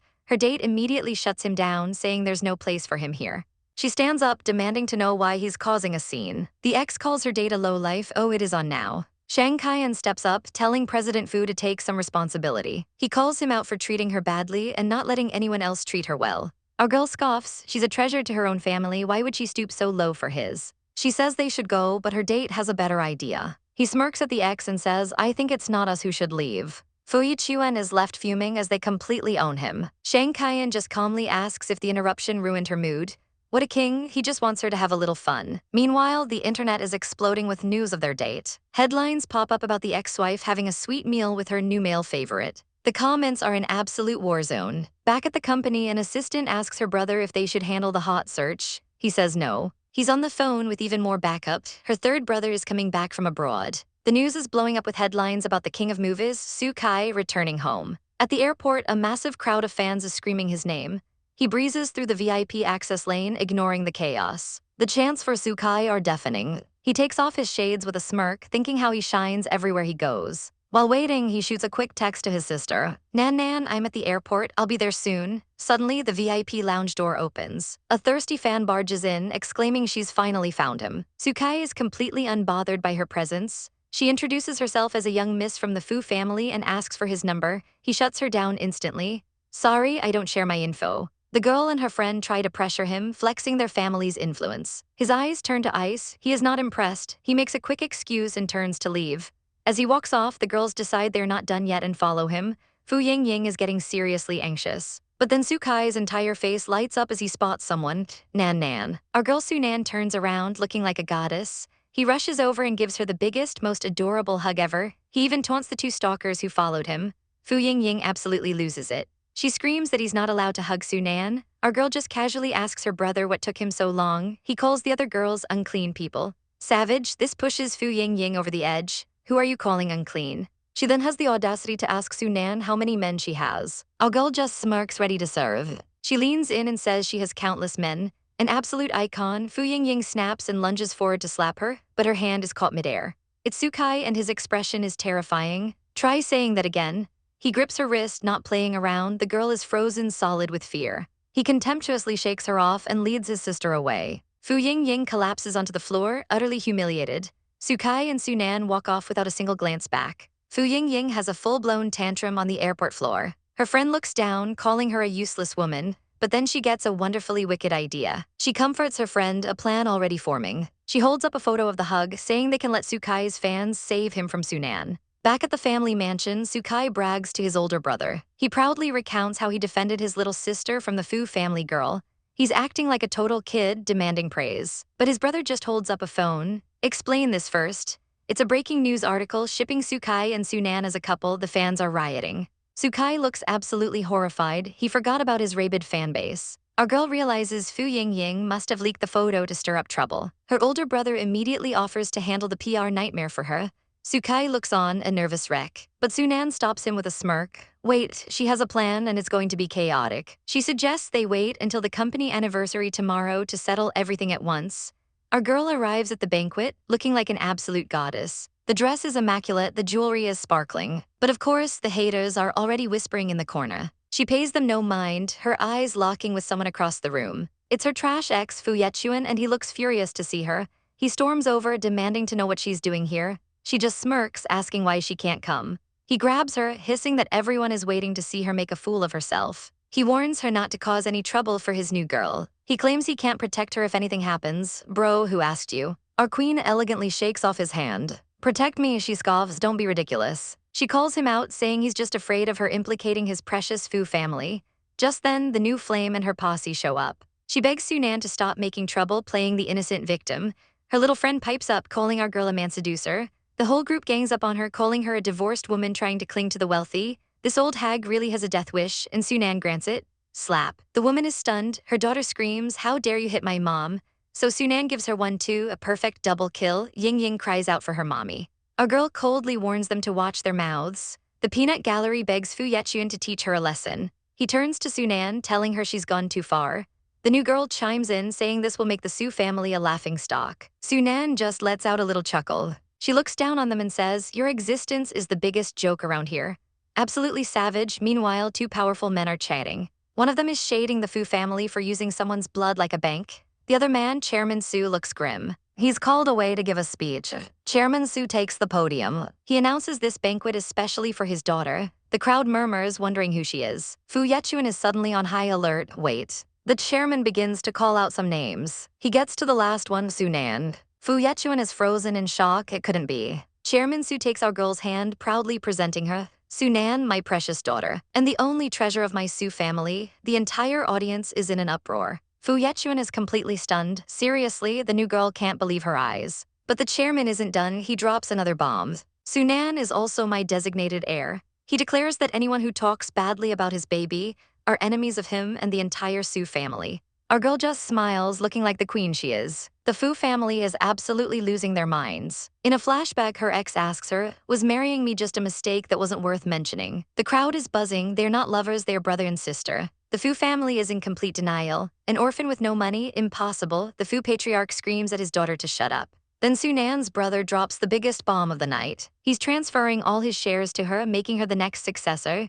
He publicly announces his full support for his little sister. Sunan thanks her family for their trust. Our girl takes the mic, looking like an absolute queen. She radiates pure power. The crowd can't believe it, and her ex-husband looks devastated. They wonder why a rich girl would ever marry him. A reporter immediately asks if this divorce means war between the families. The mistress tries to console Yechuan, completely delusional. But Sunan just smiles, about to drop some hard truths. She says she hid her identity on purpose, and divorcing him was to stop making mistakes. Ouch, Yechuan is shattered while his father is drowning in regret. The old man wishes he'd never allowed the divorce. Fu Ying starts screaming hysterically, refusing to believe it. "How could she have something that I don't have?" Sunan delivers a savage comeback, calling her crazy with jealousy. Then she flexes by handing out expensive souvenirs to the guests. She looks at the mistress with pure contempt. She even shoves a limited edition bag right in her face. The crowd is amazed by her wealth and class. Chairman Fu tries to smooth things over with her father, but Dad isn't having it and refuses a private chat. The old man apologizes, blaming his family. But her father calls him out for treating his daughter like a servant and a blood bank. The wicked mother-in-law dares to blame Sunan for hiding her identity. Then the other girl starts her fake apology act. Sunan just stares her down with a death glare. She calls her trash and asks who gave her permission to speak. Then she calls security. The girl begs Yechuan for help, but he just stands there. Our girl lays down an ultimatum: show sincerity or all business ties are cut. Chairman Fu immediately surrenders. The entire Fu family looks completely and utterly defeated. Sunan has her brother show them the door. As they're being kicked out, Yechuan tries one last time. "Sunan, let's talk." But she just gives him the coldest look in history. Our girl tells him they have nothing to talk about, but he grabs her arm. She immediately slaps his hand away, telling him not to touch her. He stands there stunned, wondering if things are truly over between them. But our heroine is done playing games. She cuts him off before he can even start his apology tour. She roasts him, asking why he expects regret when he thinks the whole world revolves around him. He tries to stammer out an excuse, but it's too late. A new challenger has entered the arena. It's Shang Kaiyan, and he looks like a knight in shining armor. He swoops in and congratulates our girl on her new life, right in front of the ex. He even brought her a gift. He smoothly says he knows her well enough to pick something she'd love. The ex just has to stand there and take it, looking absolutely miserable. He's clenching his fists, trying to endure the insane jealousy. A flashback hits him of when he was a total jerk to our girl over the other woman. Back in the present, Shang Kaiyan asks if she wants to explain anything to him. Our girl gives the most savage response ever. "Who cares?" she says, turning her back on him completely. But someone is watching them leave, and she is absolutely fuming. The other woman is literally biting her own finger in rage, whining about our girl taking her man. She immediately whips out her phone. She tells the person on the other end that they can take action tonight. "This witch is pure evil. You forced me to do this," she seethes. Meanwhile, our girl is saying goodbye to Shang Kaiyan in the parking lot. She has to leave early to oversee a new project. He gives her a charming smile, promising they'll meet again soon. She waves goodbye, happy to be free. She gets into her car, ready to leave the drama behind. But the drama isn't done with her. As she pulls out, a huge truck comes speeding out of nowhere. The driver has a sinister smile on his face. It's an ambush. Our girl is just trying to drive home when BAMs. Headlights glare straight at her. A massive truck is barreling towards her car. She squints, wondering what's wrong with the driver. Why aren't they braking? But before she can react, another car speeds in front of her. There's a sickening crash of metal. Someone yanks her car door opens. It's her ex Yechuan looking panicked. "Are you okay?" he asks. She stumbles out of the car, trying to shake him off. "Let go of me," she yells, but then she sees it. He's trying to be nice, but she's not having it. She pushes him away. It finally clicks. His Range Rover took most of the impact for her. The truck and his car are completely wrecked. She quietly thanks him. He insists on taking her to the hospital. But our girl has other plans. She whips out her phone and makes a call. "Someone hired a killer to get me in a car accident." Yechuan freezes. She turns to him with a savage glare. "Pray this has nothing to do with your people." He tries to say her name, but she cuts him off. She shoves a check into his hand, $10 million for his car and his trouble. He's just left standing there completely stunned. He can't believe she thinks money is why he saved her. She gives him one last look. "You were never stingy with me, so I can't be stingy either." And with that, our queen turns and walks away, leaving him looking utterly heartbroken. Meanwhile, the Fu family is in full-blown panic mode. The internet is dragging them and their stock is tanking. The mother is having a meltdown, blaming Sunan for everything. The grandfather has had enough. He smacks her with his cane. "Shut up, you're a fool who can't do anything right," he bellows. She cries that he can't hit a child. The sister-in-law mutters that the mother was the one who abused Sunan the most. The old man just fumes, demanding to know where Yechuan is. Speak of the devil, Yechuan finally walks in. His mother immediately frets over the cut on his face. He explains that Sunan had an accident and he helped her out. The family is shocked. His sister gets a greedy look in her eye, thinking they are now Sunan's saviors. But Yechuan is disgusted. "Are you out of your mind? We owe her an apology." But the grandfather has a different plan. He tells Yechuan to stop seeing his new girlfriend. He wants him to use this chance to win Sunan back. A marriage with the Su family is great news for them after all. Yechuan is not pleased. The old man scoffs. "No matter how powerful she is, she's still a woman. You're her ex-husband, you can win her over." Grandpa Fu is absolutely losing it over his grandson's divorce. He lectures Yechuan, telling him he should be able to win Sunan back easily. But Yechuan just calls him unreasonable. The ex-mother-in-law chimes in with her own delusional take. Meanwhile, the whole world is finding out about our girl's glow-up. Sunan is now the richest woman, and everyone knows her ex is a scumbag. Back at the office, our queen dismisses their apology as crocodile tears. It's time for her big entrance as the new executive director of the Su Group. The board welcomes her with a round of applause, a true heroine's welcome. She immediately takes charge, announcing she'll personally lead a new research project. And don't worry, she already has the perfect person in mind for the job.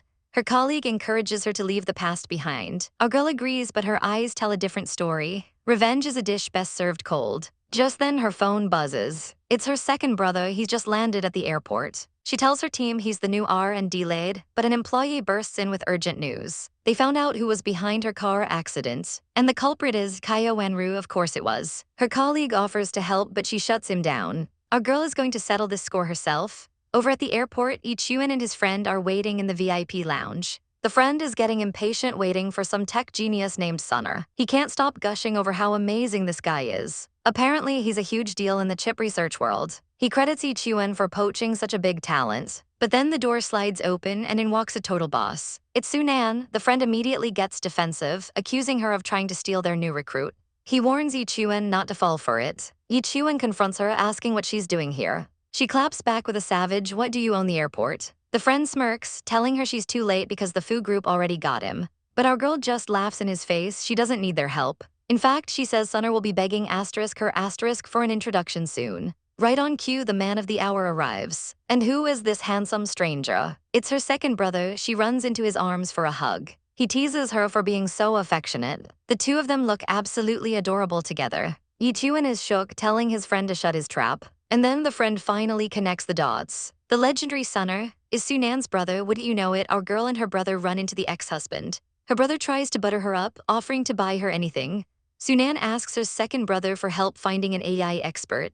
He happily agrees, patting her head affectionately. But the ex-husband just has to butt in, calling out to her companion. "Our girl is so over it. Can you two stop appearing everywhere I go?" The ex, Fu Yechuan, tries to introduce himself to her friend. But Mr. Sunner looks completely unimpressed. He delivers the coldest rejection ever. "Sorry, I'm not interested." Our girl can barely contain her smirk. She is living for this drama. Then she twists the knife, offering to introduce them herself. The ex is absolutely stunned by her power move. A few days later, our heroine arrives at a business meeting. She steps out of her Rolls Royce looking like $1 million. She's President Nan now and she owns it. Her assistant leads her into the building. A business partner points out the obvious. It's a three-way project between them and her ex. Sunan's reaction is priceless. "Oh really, that's unfortunate." The ex tries to plead with her, saying they have to work together, but the air is thick with tension. So much for a peaceful meeting. The poor business partner is caught in the middle of this domestic disaster. He tries to be the peacemaker, suggesting they talk it out. Our girl shuts that down immediately. I have nothing to say to him. The guy warns the ex to back off, saying Sunan isn't the same woman anymore. But the ex just seethes, unable to let go. Later, her brother notes how terrible her ex-husband looks. Our girl just calls him the dead, saying it's unlucky to even mention him. Her brother chuckles at how merciless she is. She calls him a scumbag. And right on cue, the scumbag himself walks in. He overheard everything and tries to scold her for making a scene. She delivers a savage comeback, asking if he wants to be on the neighborhood watch. He is absolutely floored. The burn was just too good. The brother quickly tries to change the subject before things escalate. After the meeting, Sunan heads to the restroom. But of course, her stalker ex-husband follows her. He grabs her arm, demanding they talk. She stops dead in her tracks, completely fed up. Talk, who are you to talk to me? She asks, her voice dripping with ice. She tells him he's not even worthy of carrying her shoes now. Ouch. He begs her not to be angry like a pathetic child. He has the audacity to talk about endless devotion between a husband and wife. She violently shakes his hand off. Endless devotion, you mean to your mistress? She spits back. She calls him a disgusting hypocrite, leaving him speechless. Just then, his sister Fu Yechuan runs up. She grabs our girl, begging her to come to the hospital. Sunan is not amused. If you're sick, go get treatment yourself. But the sister reveals Wanru, the mistress, was in a car accident, and she needs a blood transfusion. The ex looks completely torn. A wicked little smile plays on our girl's lips. This is getting interesting. Lead the way, she says, shocking them both. After all, she has a few things she'd like to say to Wanru. The preview shows the mistress trying to play the victim, a very bad idea. And right on cue, the mistress is scheming with a doctor at the hospital. She wants to make sure the paparazzi gets a nice, romantic shot of her and Fu Yechuan, but her main goal, to frustrate our girl Sunan, even offering to double the doctor's pay for it. The sleazy doctor assures her the arrangements will be perfect and smooth, but their little plot is interrupted when the door slams open with a loud BAM. The doctor gives a little wink. Showtime. Fu Yechuan rushes in, all worried, asking if Wanru is okay. His sister follows, yelling that she brought Sunan for a blood transfusion. She looks extremely impatient, clearly annoyed to be there. And then our girl Sunan makes her grand entrance, looking absolutely flawless. Wanru glares daggers at her from the hospital bed. Sunan just looks down on her, completely unimpressed. Fu Yechuan immediately asks what happened to his precious little damsel. The doctor explains MS. Kaio supposedly fractured her thigh and needed a lot of blood. Our girl can't help but smirk. She's not buying this pathetic act for a second. Wanru then fakes a weak voice, thanking Sunan for donating blood despite their past. She even promises to have Yechuan thank her properly. The nerve. But our heroine has had enough of this circus. Still pretending? She yells. She storms forward and grabs the liar right by her pajamas. Didn't you say your thigh was fractured? Why was there no reaction at all? Wanru is speechless, her whole plan crumbling. With a mighty heave, Sunan rips the blanket clean off the bed. Wanru's eyes widen in absolute terror. And there it is for everyone to see. Her leg is perfectly fine. Not a scratch, not a bruise, totally intact. Sunan smirks triumphantly. The car accident was just a ploy to kill her, and this was all a pathetic act for sympathy. Wanru is completely exposed and can barely stutter out a response. Of course, the sister jumps in, asking why Sunan is so vicious. Our girl hits her with a savage side-eye. I'm too lazy to argue with a fool, she says, an absolute icon. She holds the fraud down, not letting her escape. Then she calls out, come in, and you'll never guess who walks in, the police. They have evidence that MS. Kaio paid for a murder attempt on MS. The room goes silent in shock as they move to arrest her. Wanru starts panicking, begging Yechuan for help. The officers grab her as she desperately screams for him. Our girl just watches as the officer asks Fu Yechuan if he intends to cover for a murderer. His face is a mask of cold fury. He turns to Wanru, his eyes piercing. Did you hurt Sunan or not? He asks. Her guilty expression says it all. She stammers, unable to form a coherent lie. I understand, he says, his voice devoid of all warmth. She keeps crying his name as he turns his back on her for good. Even his sister can't stop him. As she's being dragged away, our girl delivers one last savage blow. And just like that, the news explodes online with the scandal. The comments are on fire, calling Wanru a shameless mistress. Everyone is cheering for our gorgeous, rich goddess Sunan to inherit her family's fortune. Later in her car, Sunan is annoyed by the drama. She could care less about that dog man and his problems. But our queen isn't done yet. She makes a call to her team. Arrange a few hot searches, she commands. The first one must be Fu Yechuan and Kaio Wanru, that cheating couple go to hell. Next stop, the Julie Group, another company that's been bothering her. She's going to make them suffer. Our girl arrives at the office building looking like the CEO she is. She strides in with an aura of pure power. But of course, her trash ex-husband is there waiting for her. Sunan, shall we talk? She doesn't even break her stride. I'm not free, get out of the way. Yechuan's cousin asks our girl to visit his brother's grave with him. She agrees, but her heart aches for his sadness. Suddenly, the door slams open with a furious clang. It's the old Fu family patriarch, and he is absolutely livid. He accuses Sunan of tanking his company's stock by 2 whole points, but our girl just sips her tea, calling it a little gift for the family. The old man sputters, screaming that it was a $300 million loss. She points right back, telling him to ask his other granddaughter about it. She warns him that this is just the beginning. Bankruptcy is coming. He leaves, trembling with pure rage and slamming the door behind him. Meanwhile, the old man is now yelling at Yechuan about how useless he is. The source of the problem, Fu Yingying, is crying on the floor like a child. Yechuan is on the phone, absolutely tearing into his sister for being a brainless idiot. She screams at him to shut up, but he's not having it. He threatens to disown her if Sunan doesn't accept her apology. The threat works, and she immediately starts begging, clinging to his leg.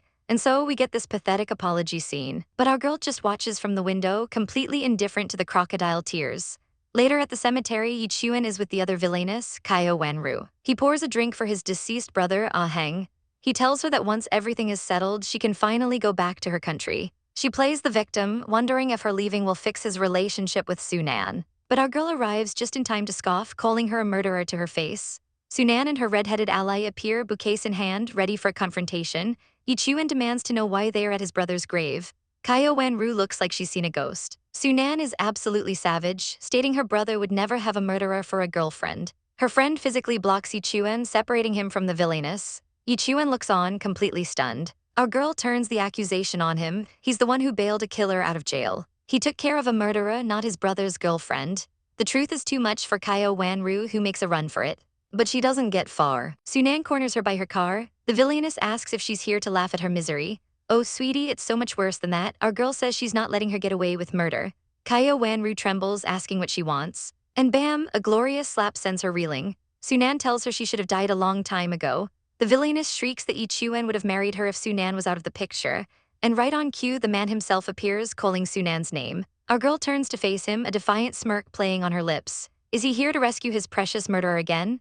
The drama explodes as Kaio Wenru clings to Yechuan's leg. She desperately begs him for help. Then she immediately starts blaming our girl Sunan for everything. But Yechuan is done, pushing her away without a second thought. He turns to Sunan, asking if she's okay. Our girl just scoffs, telling him to drop the nice guy act. This sends Wenru into a spiral of crocodile tears. She starts screaming that Sunan has everything and is trying to steal her man. But Sunan has had enough of this pathetic act. She coldly asks if Wenru is finally done pretending. She heads to her car, not to leave, but to end this once and for all. She grabs a folder from her bag 1608T, and then she drops the most savage line imaginable. Did I force you to hire a murderer to kill me? Bam, she throws the evidence all over the ground. Wenru's face freezes in pure horror. There it is, undeniable proof scattered for all to see. Yechuan picks up a photo, his expression turning to ice. Wenru frantically denies everything, but it's too late. She crawls to him, pathetically reminding him of his promises. Yechuan finally sees her for the snake she is. He realizes he's been protecting a monster this whole time. Meanwhile, our girl is on the phone, calm and collected. She tells him she's already called the police. Checkmate. She gets in her car, leaving the trash to take itself out. She drives away without a single glance back. Yechuan tells Wenru that taking care of her has cost him everything. He says he'll answer for his mistakes in the afterlife. He declares that from now on, she is on her own. The look of sheer panic on her face is priceless. He turns and walks away, leaving her a sobbing mess on the pavement. She screams his name, but he doesn't stop. She is utterly and completely alone. Later, our girl is out celebrating her freedom. She and her bestie toast to the good life, and to the fact that the green tea is finally going to prison. It's a massive relief for everyone. Her friend even offers to call some male escorts to party with. You go, girls. But of course, some rando has to ruin the mood. He tries to slide in with some cheesy compliments, but Sunan completely ignores him. The creep thinks he can teach her a lesson for Yechuan. He offers to buy her a drink, trying to act like a big shot. Our girl shuts him down flat. I don't drink wine. But he won't take no for an answer, trying to force the drink on her. He actually says, for my sake, have a drink. Oh, bad move, buddy. She snatches the glass and splashes it right in his stupid face. He's absolutely stunned. Our queen looks at him with pure disgust. For your sake, who are you? He gets enraged and raises his hand to hit her. But his hand is stopped midair because guess who just showed up? Yechuan sends the creep flying with a single brutal kick. He rushes to Sunan's side, asking if she's all right, but she just shoves him away. She's not a damsel in distress. She walks over and gives the guy another kick for good measure. She leans down with a terrifyingly sweet smile and promises the divorced woman he looks down on will bankrupt his entire family. As she turns to leave, Yechuan asks if they can at least be friends. Our girl doesn't even grace him with a full glance. She delivers the final soul-crushing blow. Belated affection is more worthless than grass. Absolute savage, our girl elegantly steps over the bodies of the men she just took down. She walks past the chaos with a triumphant smile on her face. With a final smirk, she takes her rightful place on the throne. This is a new era and our queen is finally in charge. Or at least that's what she's dreaming about. Suddenly, her brother Kai bursts into her room, asking if she's busy. Our girl is startled awake, clutching her pillow for dear life. He sits down, asking her to be his companion for a charity gala. She's not exactly thrilled by the offer, but then he dangles the ultimate bait, a 10-carat diamond necklace. And just like that, it's a deal. A girl's gotta have priorities. They soon arrive at the gala, looking like an absolute power couple. The cameras flash as everyone gossips about the famous movie King and President Sue. As they sit, he asks if she wants the jade piece that's up for auction. But their chat is interrupted by this walking red flag, her ex. He actually has the nerve to look happy to see her. Our girl hits him with an icy glare. Not coincidental, very unlucky, she says. Savage. He scurries off, whining to his friend about how she's a big shot now. His friend wisely tells him to just stop talking. Just as they get a moment of peace, a new challenger appears. The woman tries to flirt, but Kai just bluntly asks, "Who are you?" She introduces herself as Zhang Yu, some big-shot tycoon's daughter. But neither of them has a single clue who she is. The second-hand embarrassment is real. Furious at being ignored, she points at our girl. "Why are you sitting with my brother Kai?" Kai immediately tells her to have some respect. She stammers, totally shocked by his cold rejection. Thankfully, the auction starts, saving her from making an even bigger fool of herself. And what's the first item? The very diamond necklace he promised our girl. Kai immediately starts the bidding at 1 million.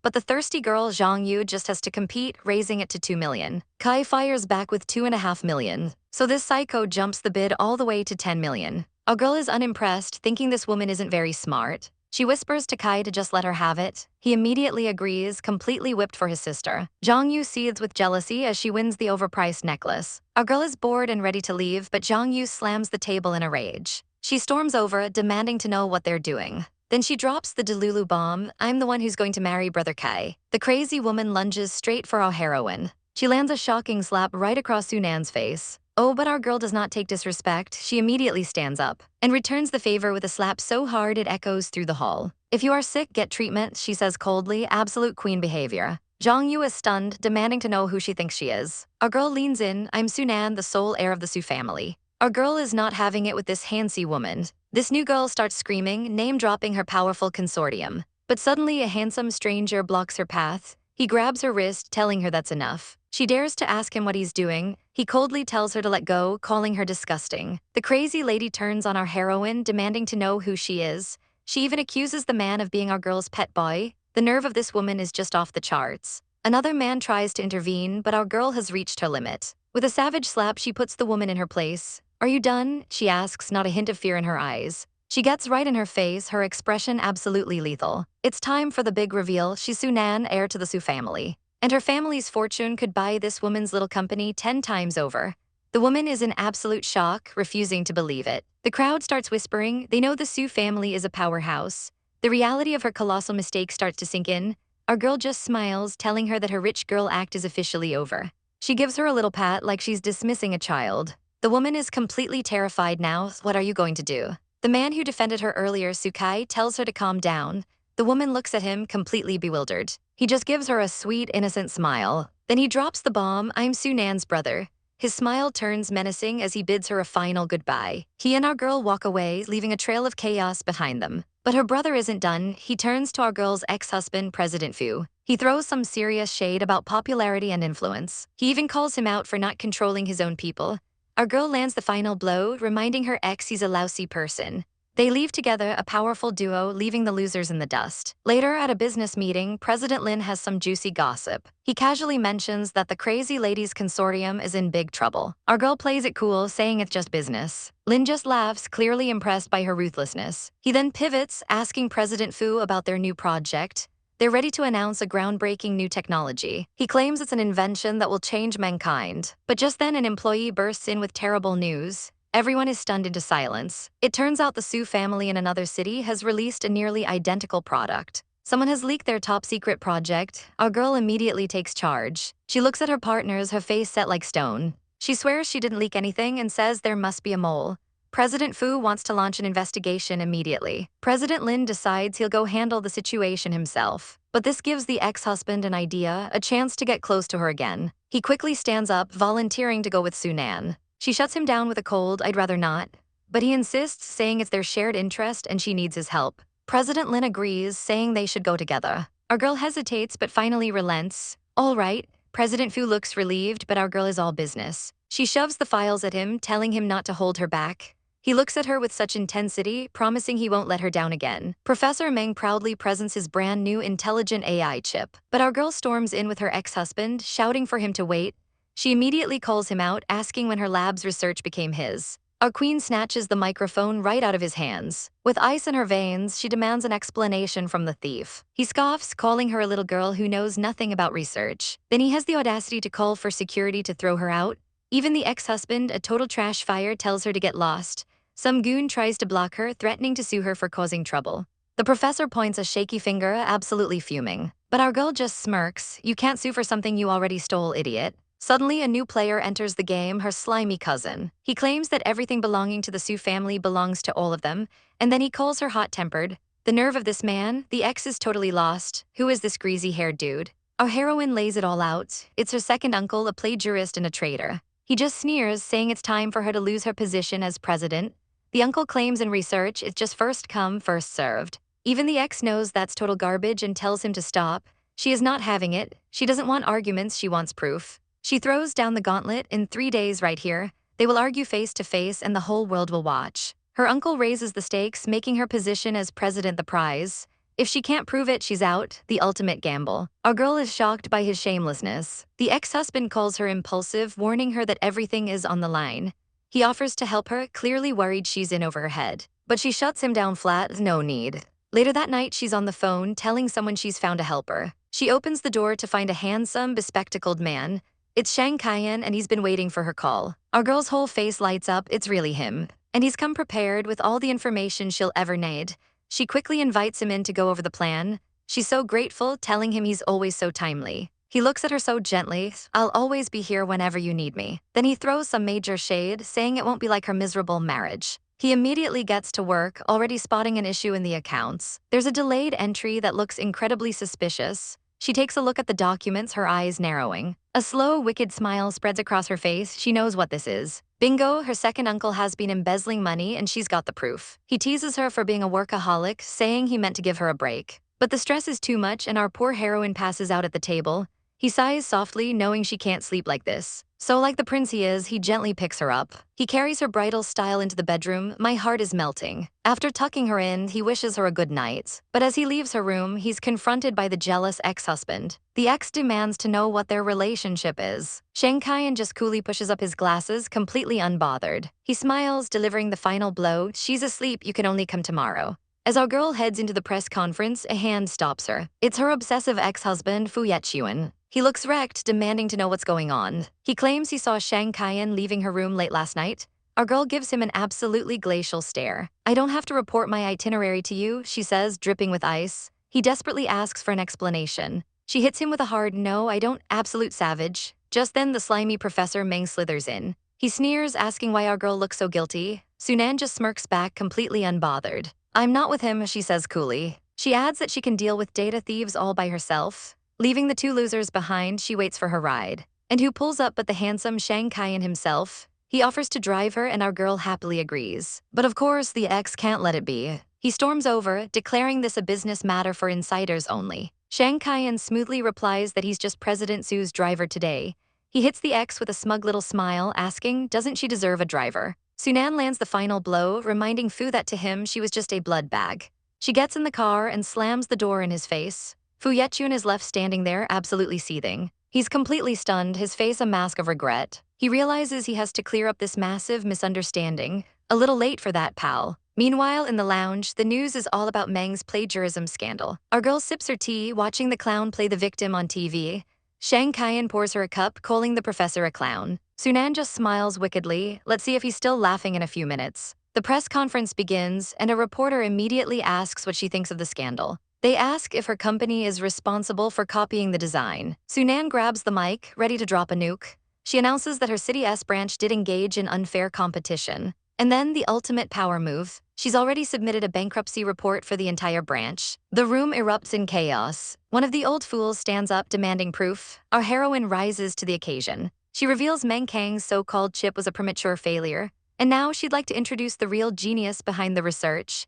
It's Shang Kaiyan, a gold medal-winning scientist. She explains that the thieving Professor Meng was his former colleague. Shang Kaiyan takes the mic and reveals he has surveillance video of Meng stealing the data. He's already called the police. Checkmate. The crowd goes wild and Meng looks like he's about to have a heart attack.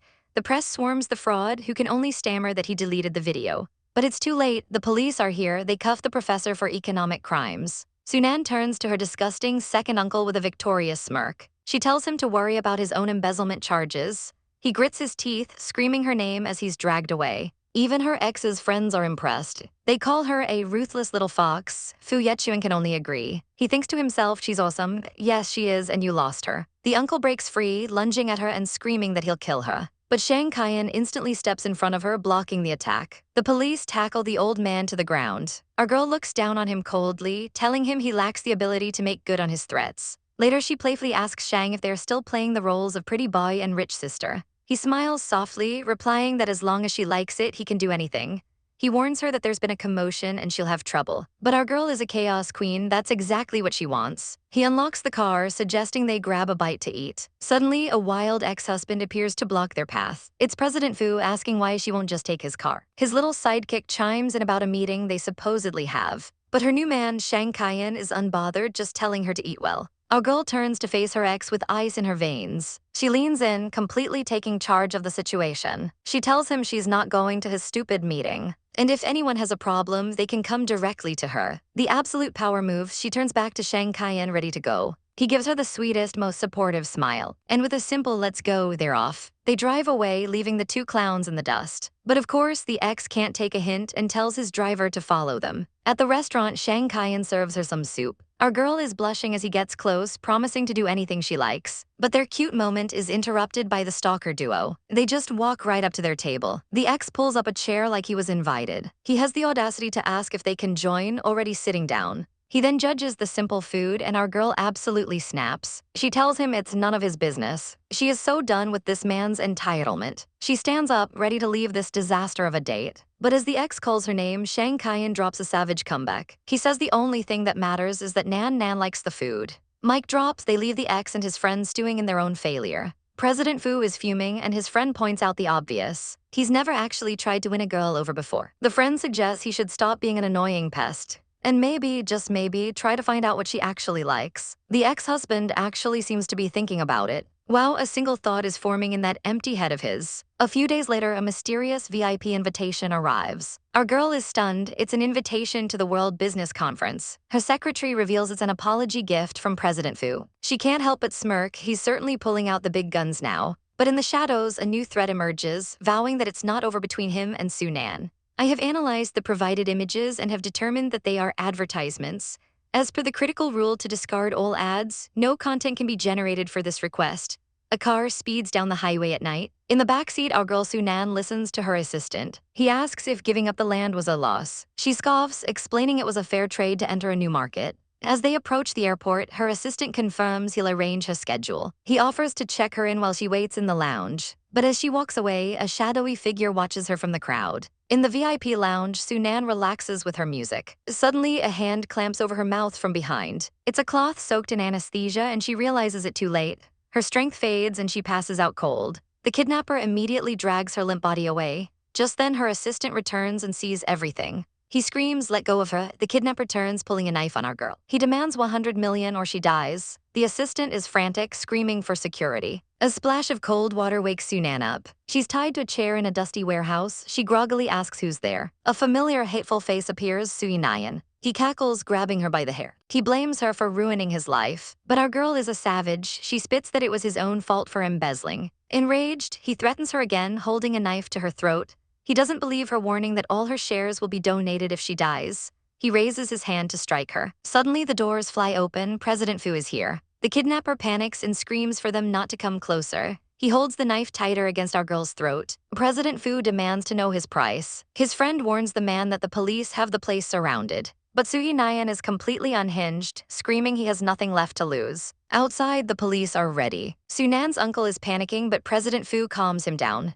He says he'll go in alone. He was a soldier, he can handle this. Ignoring the protests, he tells them not to worry. President Fu unbuttons his jacket, his expression firm. He takes off the suit coat, ready for a fight. He's going to save Sunan, no matter the cost. The kidnapper smirks, telling our girl that her rescuers aren't doing so well. But she's not broken yet, firing back that it's better than going to jail. He completely loses it, screaming at her to shut up. Then the scumbag kicks her right in the stomach. He rages that this is all her fault. She struggles on the cold, hard floor. He laughs cruelly, mocking her for looking like a drowned dog. He yanks her up, demanding that she beg him for her life. But our girl is defiant to the end. Get lost, she spits. Her courage only makes him angrier. He snarls that she doesn't know what's good for her. Meanwhile, the cavalry is on its way. The police are en route. President Fu isn't taking any chances and calls in the air rescue team.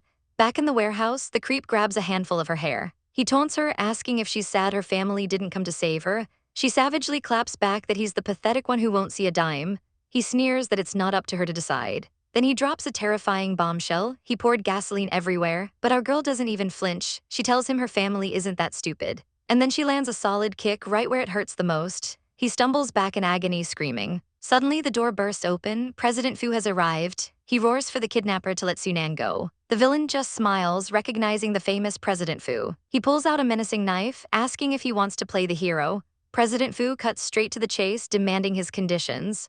The kidnapper is loving every second of this power trip. While he's distracted, Sunan secretly works on her ropes. He names his price, a staggering 500 million. Sunan yells for Fu Yechuan not to listen, that it's a trap. The villain realizes what she's doing, and in a flash, he slashes her arm with the knife. President Fu screams her name as blood starts to pour.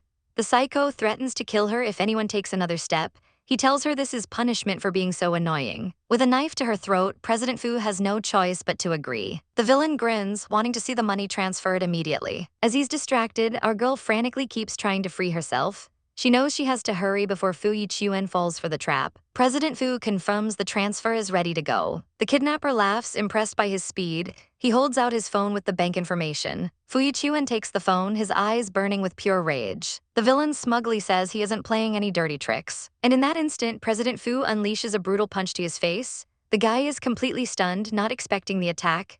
Fu Yechuan follows up with a savage kick, sending him to the floor. He then stomps down hard on the villain's hand. The creep screams in agony as his bones crunch. I'll settle this with you later, Fu Yechuan growls. He immediately rushes to Sunan, asking if she's okay. He's absolutely livid, swearing he won't spare this man. But in the background, the villain is getting up, and he's pulled out a lighter. This is bad. You're forcing me to do this, he screams. Sunan just manages to thank Fu Yechuan for saving her. He tells her they need to get out of there and fast. But it's too late. The entire warehouse erupts in a fiery explosion. They both stare in absolute shock at the wall of flames. The villain stands in the fire, laughing like a complete maniac. You think you can leave? Sunan, go to hell. He charges through the inferno, knife raised for the final attack. Our girl can only watch in horror as he closes in. Just as the kidnapper swings, Fu Yechuan shouts a warning. He leaps in front of Sunan, taking the full force of the blow. He stumbles, falling right into her arms. He weakly apologizes, promising to protect her now. But our girl is in no mood for confessions, telling him to save it for later.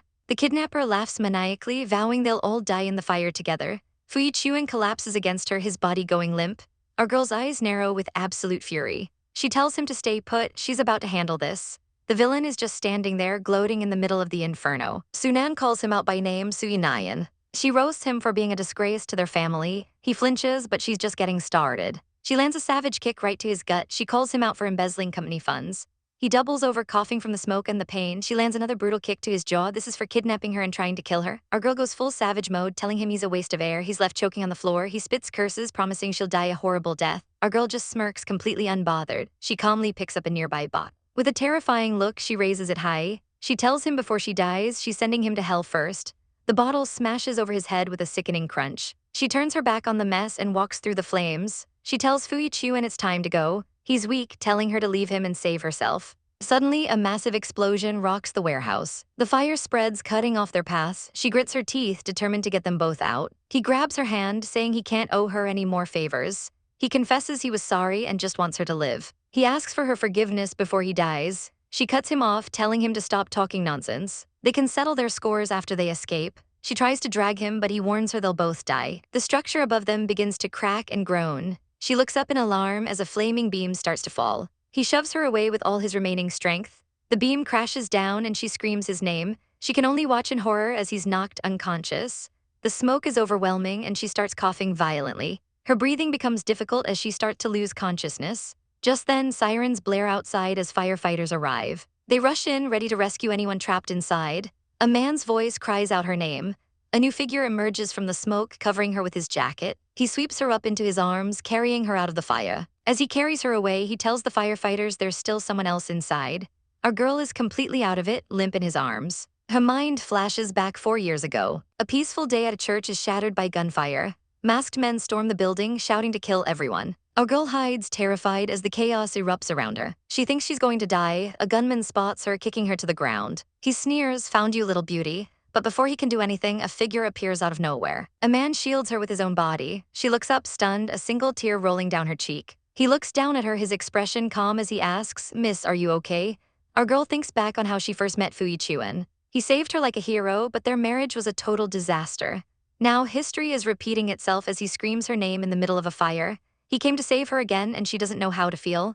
In a panic, he screams for an ambulance. He carries her out of the inferno like a true male lead. They're rushed straight to the hospital. In his room, she gently touches his bandaged face. He took a nasty hit to the head to save her, but their moment is ruined by the arrival of the in-laws from hell. His sister immediately starts screeching, blaming Sunan for everything.